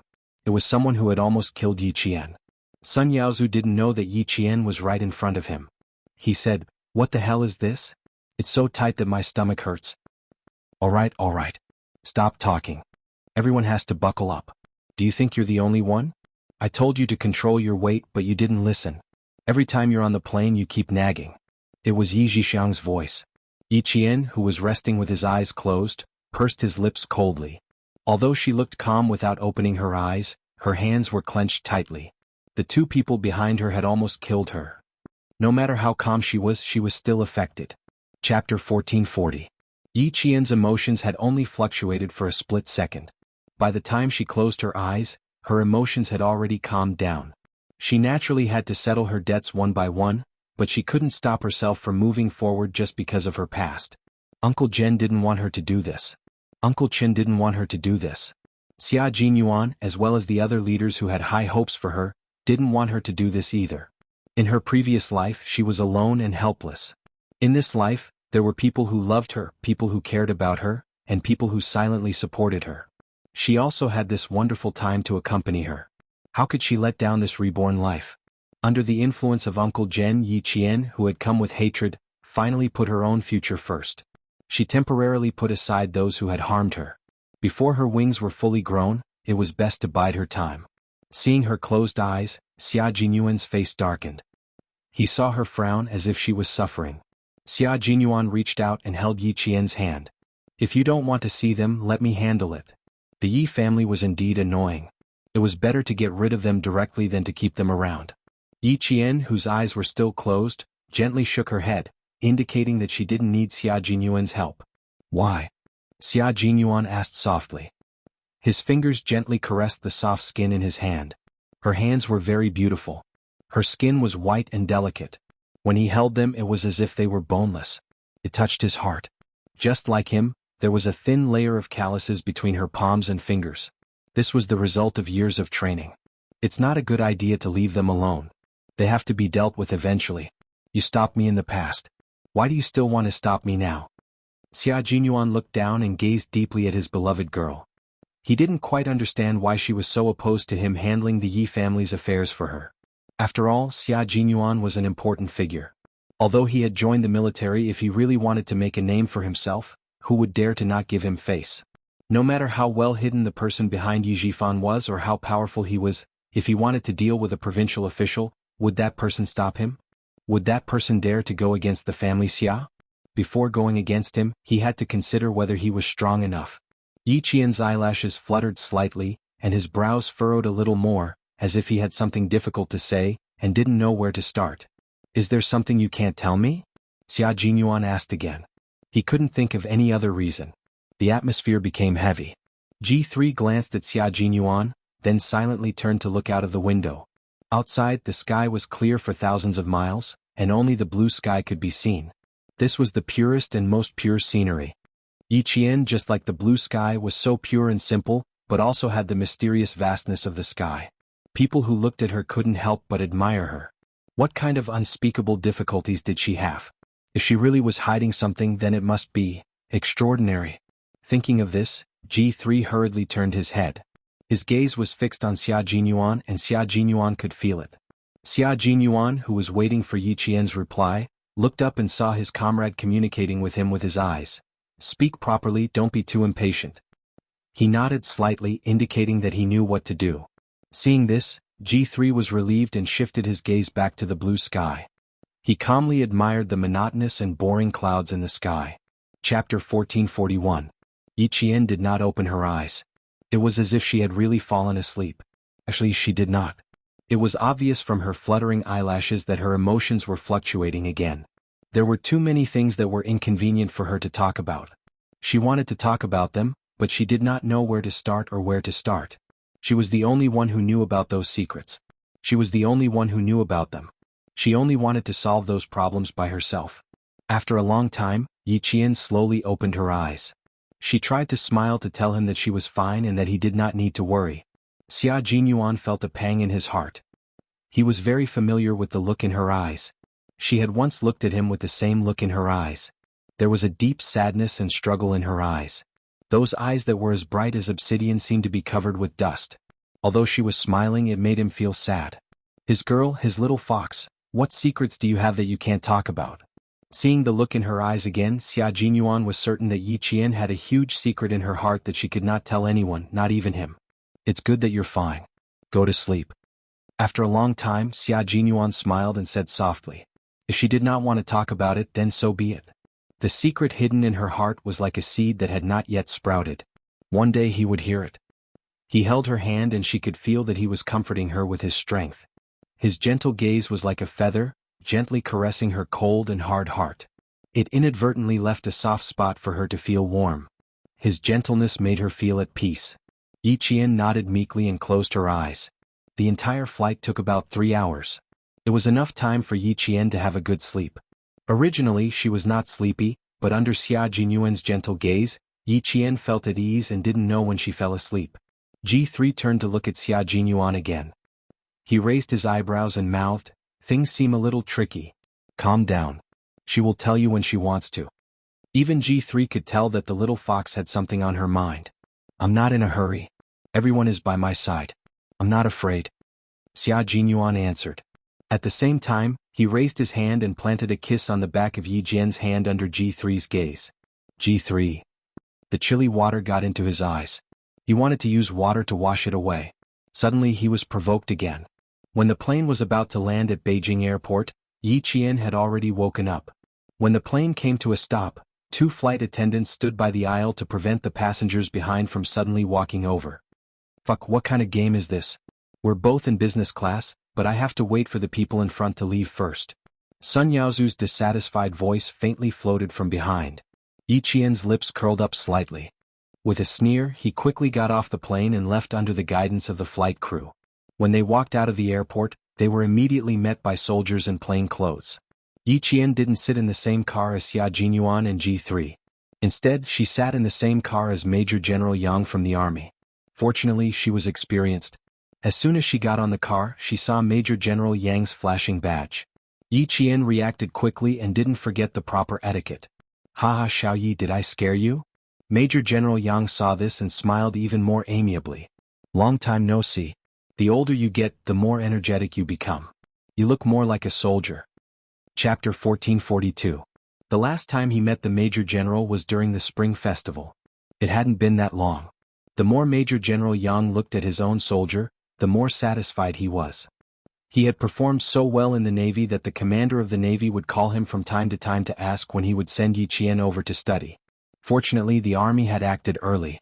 Otherwise, he would have been snatched away by the Navy. What scared him even more was that the commander of the Navy dared to play matchmaker. He wanted to introduce Yi Qian to Demon King Li as his girlfriend. He even said that they would be family in the future and that Yi Qian was welcome to visit at any time. He had ulterior motives. He even used his beauty to trick Yi Qian. Now that he was in the capital, he had to squeeze some time out to have a heart-to-heart talk with the future Special Forces soldier.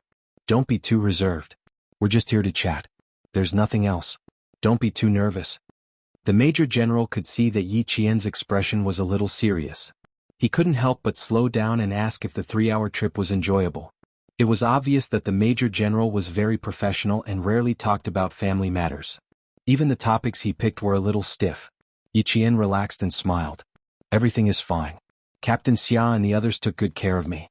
I fell asleep less than 10 minutes after boarding the plane and only woke up when the plane landed. There was no pressure or nervousness during the whole trip. Not bad, not bad. You should seize the time to recharge your energy. He mentioned to you about the mission in the next few days, right? The fact that he could still sleep meant that he had good mental resilience and mental fortitude. The Major General even restrained his military might. It was obvious that he was very satisfied with Yi Qian. He was personally appointed by the leader and fully cooperated with the military. As the Major General, he was under a lot of pressure. He was worried that Xia Jinyuan was young and didn't know much and would shock Yi Qian. Now it seemed that his worries were groundless. As the car started, Yi Qian faintly felt that the Major General didn't come over just to chat with him. Yi Qian's sharp sixth sense kept reminding her that she could speak in a relaxed tone, but her heart had to be tense. She shouldn't get carried away just because of the Major General's gentle attitude. Her relaxed attitude made the Major General even happier. Relax when it's time. You're right. Little Yi, the leader has high hopes for you. You can complete this mission well. As he spoke, he handed over an army camouflage folder in his hand. Take a look at this information. You can think about it yourself. There's not much time. It's from the airport to the place you'll be staying tonight. As expected, there was something else. Yi Qian took the folder and heaved a sigh of relief. A beam of light shone from the side. It was too dark in the car, so the Major General personally turned on the flashlight for Yi Qian so that Yi Qian could see clearly. How could Yi Qian let the Major General hold the lamp for him? He quickly reached out his hand, but the Major General raised his hand and avoided it. Look carefully, don't get distracted. After reading it, remember it in your mind and heart. The Major General's expression was extremely cold. Yi Qian's eyes narrowed and he tensed up as he opened the folder. After looking at it for less than 3 minutes, Yi Qian's calm expression became more and more serious. Her eyebrows began to knit together. When she saw the death toll at the bottom, her eyes twitched violently. You can't see the danger because someone used their body to block the danger. In her mind, this sentence jumped out with the color of blood. Just because you can't see the danger doesn't mean it doesn't exist. It's because someone blocked the danger and kept you safe. Chapter 1443. They are the evil organization that has caused the most harm to society since the founding of the People's Republic. They create and spread all kinds of rumors that threaten the stability of society. They have also made many public speeches to attack the country and the government. They also smuggle and distribute large amounts of their books and propaganda. Inside the car, as the Major General spoke coldly, the temperature seemed to drop by several degrees. This organization is not only in our country but also abroad. The leader you are protecting is the person in charge of this case, so he has a lot of information in his hands. According to the intelligence, this organization has already launched a series of assassination operations. They are trying to assassinate the person in charge to prevent our country from investigating them. Yi Qian, once you accept the follow-up mission, the danger you will face will be even greater than the mission you carried out in Pakistan. Indeed, it was very dangerous. The Pakistani side had guns on hand when carrying out missions, so they could raise their guns and complete the kill at any time. You can't do it in China. You can only do it under special circumstances. As the light source of the thin flashlight was turned off, Yi Qian's expression was dimmed by the street lights outside. He couldn't tell what she was thinking at this time, nor could he see through her thoughts. In the past, she had basically carried out missions with Xia Jinyuan, so she only knew about it from him. What about this time? Was Xia Jinyuan going with her? There was also the problem of time. After pondering for a while, Yi Qian said, "Major General, I only have 7 days off. I'm afraid I won't be able to make it on time." As if he was sure she would agree, the Major General said, "You don't have to worry about the time. We will communicate with the school. Once you have thought about it, I will immediately contact the military and the local police." After speaking, the Major General paused for about 2 seconds, then asked Yi Qian, "Xia Jinyuan and the others have already told you which unit they are in, right? Do you have any thoughts?" "Thoughts? What kind of thoughts are you referring to?" "A super elite unit." Yi Qian smiled and replied with a yearning look in her eyes, "Major General, I'm not afraid of being laughed at, but this is my goal. I think every soldier would be proud to be able to join such a unit." It was a little different from what he had expected. He wanted to ask her if she had any concerns, fears, or hesitations, but he didn't expect to hear a completely different answer. The Major General narrowed his eyes slightly. The golden branches and leaves on his epaulets and the golden star emblem flashed across the neon lights. The Major General turned around and let himself face the young military school student completely. He wanted to see if she really thought so, if she was really so fearless. Yi Qian did not avoid the Major General's gaze and allowed him to size him up. Outside the car there was only the sound of the engine. Inside the car there was no sound. Not only did the air seem to have frozen, even the people inside the car seemed to be holding their breaths. The guard was not affected and continued to drive. After a long time he heard the Major General's laughter.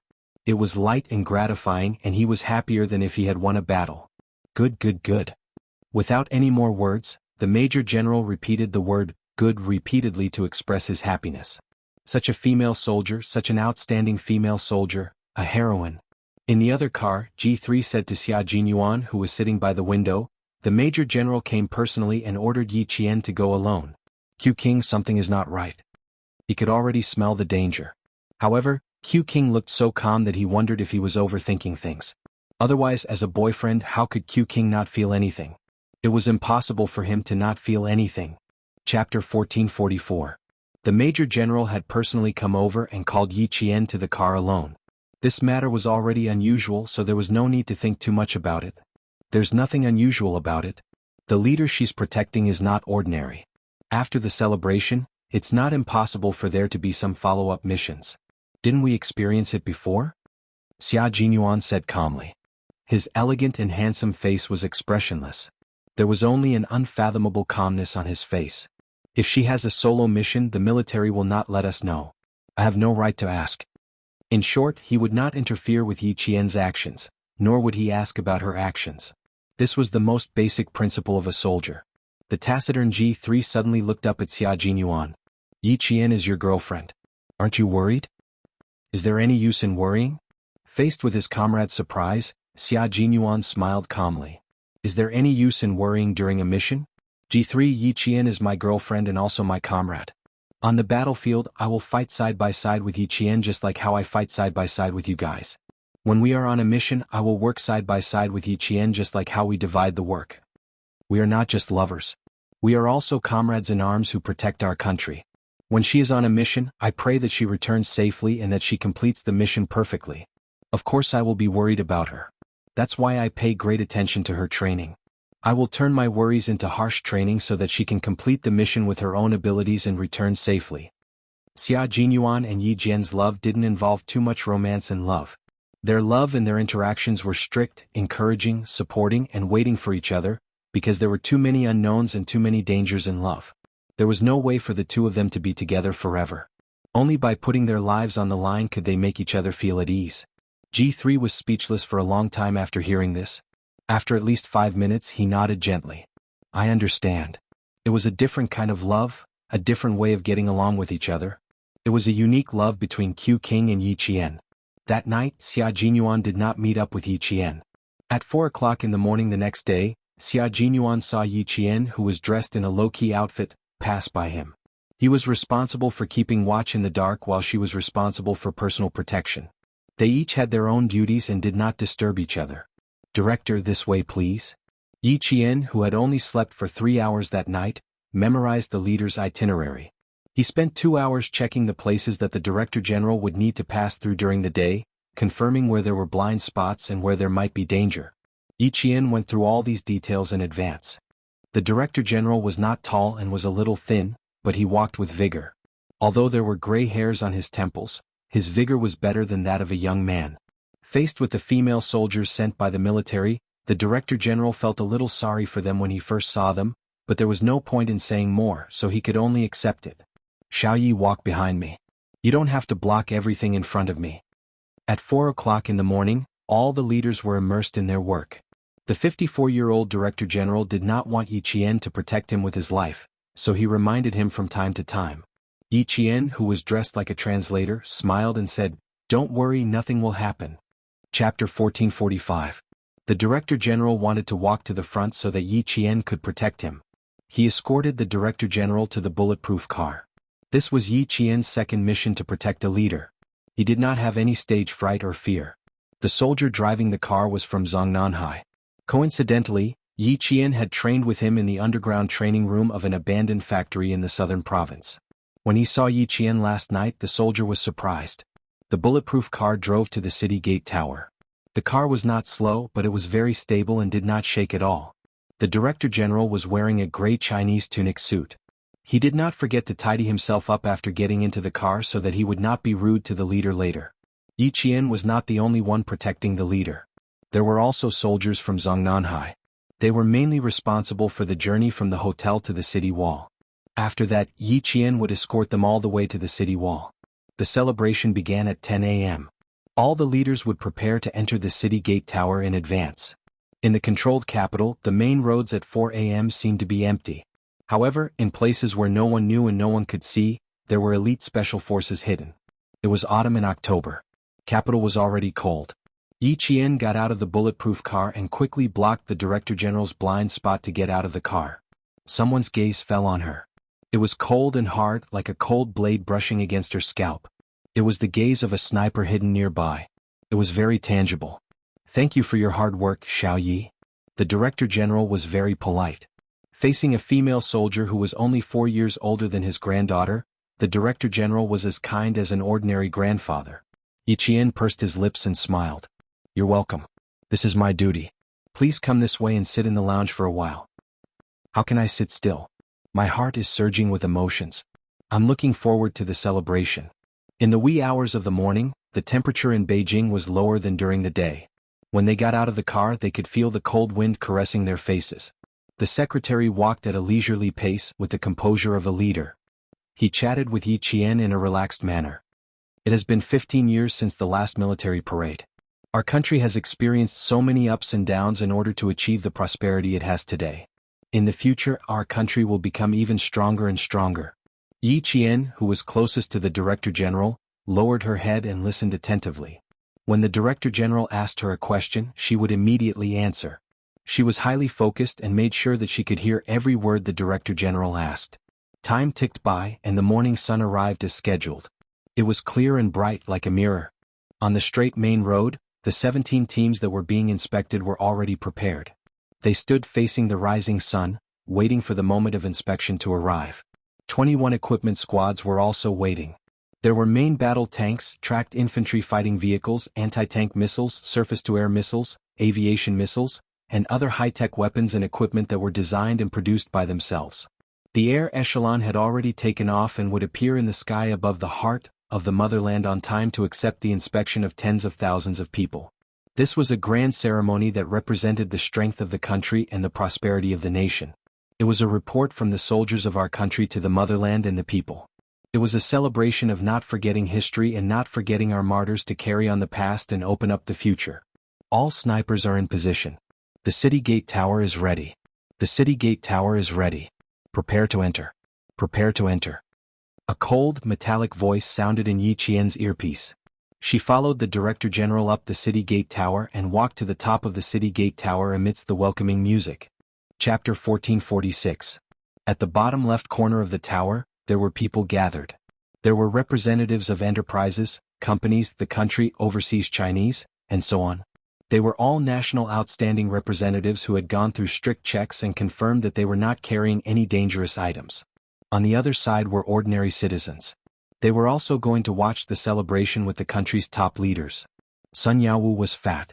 Squeezing into the crowd made him feel a little out of breath. Listening to the welcoming music, he whispered to Yi Zhixiang, "Damn, I really made it in. Our people are too awesome.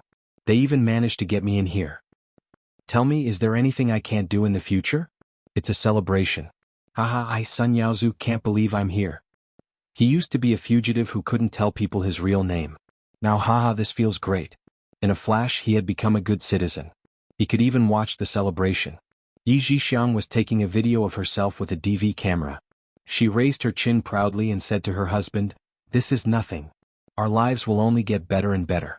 Back then, the fortune teller who matched our horoscopes said that I'm a blessing to my husband. I'm a blessing to you? That's right, that's right. You're a blessing to your husband. Sun Yaozu felt the same way. Ever since Yi Zhixiang married him with old Madame Ye's help, they received a sum of money to invest. After 10 years their family business expanded. They were so prosperous that they had nowhere to spend their money. Yi Zhixiang took the DV camera and pointed it at the tower. Her bright red lips moved up and down as she said, "You're secretly happy. In the future our family will have mountains of gold and silver. We won't be able to spend them all even after several lifetimes." She didn't say the word, money. Yi Zhixiang stared at the small square screen of the DV camera with an expression of disbelief. She nudged her husband, "Yaozu, look at the tower. Why do I see Yi Qian, that damn girl?" Sun Yaozu was stunned. "What?" He thought he heard wrong. Let me see again." Yi Zhixiang also thought she saw wrong. She tiptoed and looked up the tower again. She didn't see Yi Qian. Did I see wrong? Did I mistake her for Yi Qian? Of course she saw wrong. Was there a need to say more? Sun Yaozu glared at his wife. Just focus on filming and cut the crap. How could she make it to the top of the city gate tower with that lousy appearance of hers? You should take your brain with you. But he didn't feel like he was seeing things. The bewildered Yi Zhixiang looked over again, but she didn't see anything. What they didn't know was that in a police station in a certain county, a retired policeman was staring at the TV screen with his eyes wide open. His focus was on the face of a young woman in formal clothes. Yi Qian. This was the Yi Qian that he had attended during his military training 2 years ago. Yi Qian, who had a 100% accuracy rate and stood in a military posture that was more like a soldier than a soldier.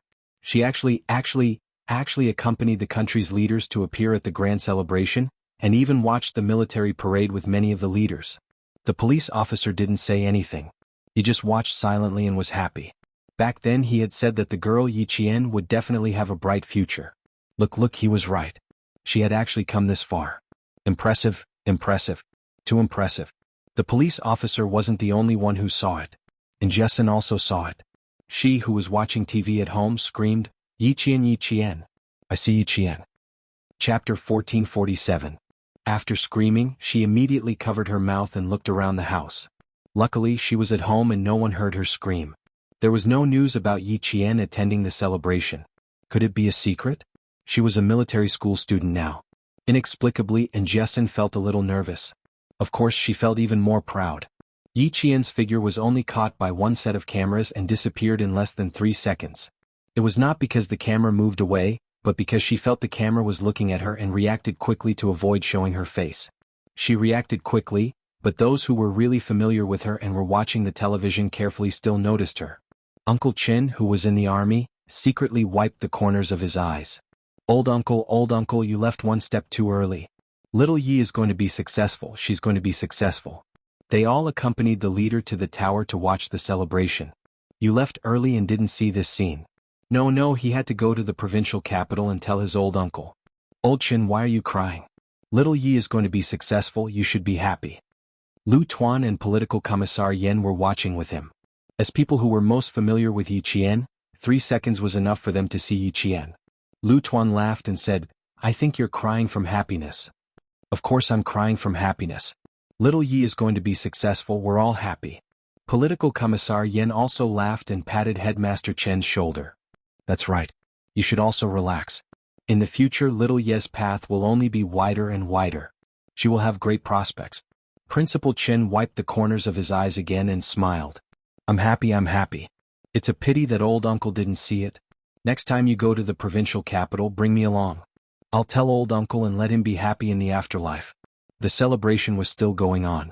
Yi Qian, who was avoiding the camera, pursed his lips a little. It was a live broadcast. Even if it was only 3 seconds, it would still appear on the television. He did not know if there would be any trouble. Luckily it was only for 3 seconds. Even Yi Zhifan and Yi Ying did not notice it. They did not expect Yi Qian to appear on the city gate tower with the leader. A fighter jet flew past in the sky, its rumbling sound carrying a supreme deterrence, intimidating everyone in all directions. Even the people who were watching couldn't remain calm and raised their heads to watch. Yi Qian did not raise her head. Even though she knew that the security was so tight that even a mosquito would not be able to escape, she still followed her duties and paid attention to the surroundings to ensure the safety of the bureau chief. The dove of peace spread its wings and flew past the city gate tower. It flew into the sky, signifying that the celebration was about to come to an end. Yi Qian pressed down on his earpiece. After listening to the voice on the other end, he approached the Director General. Director General, we've captured 4 major criminals. All right, tell them to keep a close eye on him. The Director General maintained a smile on his face. He was not affected by the good news at all. Xiao Yi, tell them that the net has been set. Don't be in a hurry to retract it. I'm such a big bait. It's not a big deal to catch the 4 main criminals. We should catch them all in one go. Yi Qian nodded and relayed the Director General's words. All of the leaders walked down the city gate tower one by one. All of the leaders who were participating in the celebration began to leave in an orderly manner. It was a dark mass below the city gate tower. The armed police officers who were maintaining order began to organize them to leave. Yi Qian's work had just begun.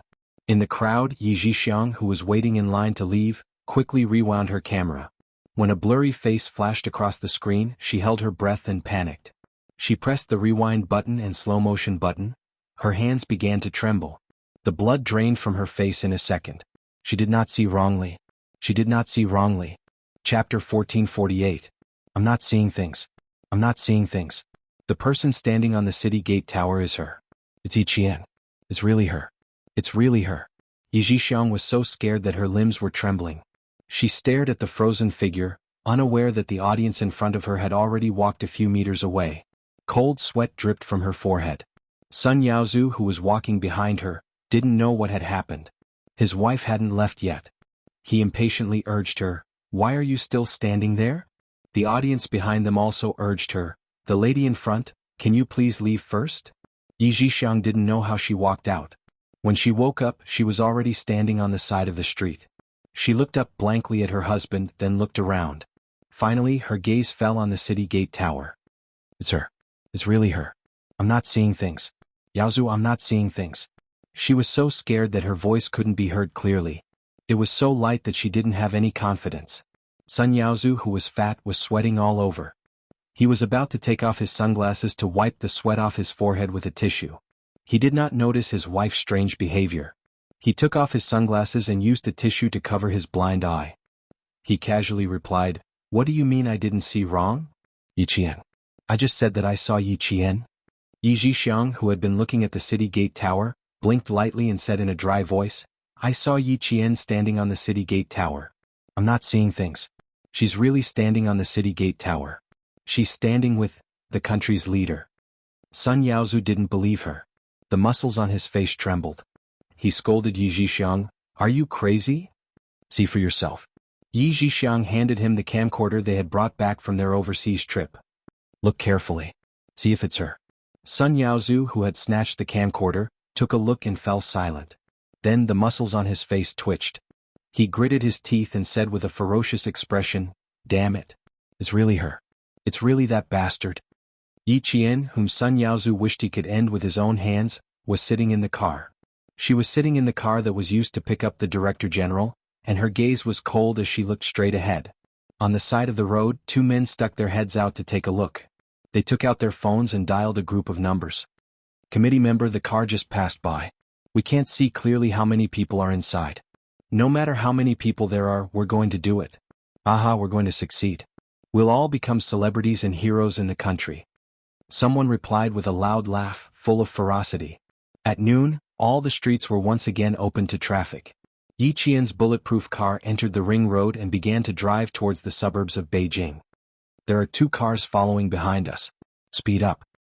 From the rearview mirror in the center of the car, Yi Qian saw that there were 2 heavy trucks following closely behind, trying to attack from both sides. Drive towards Tongzhou.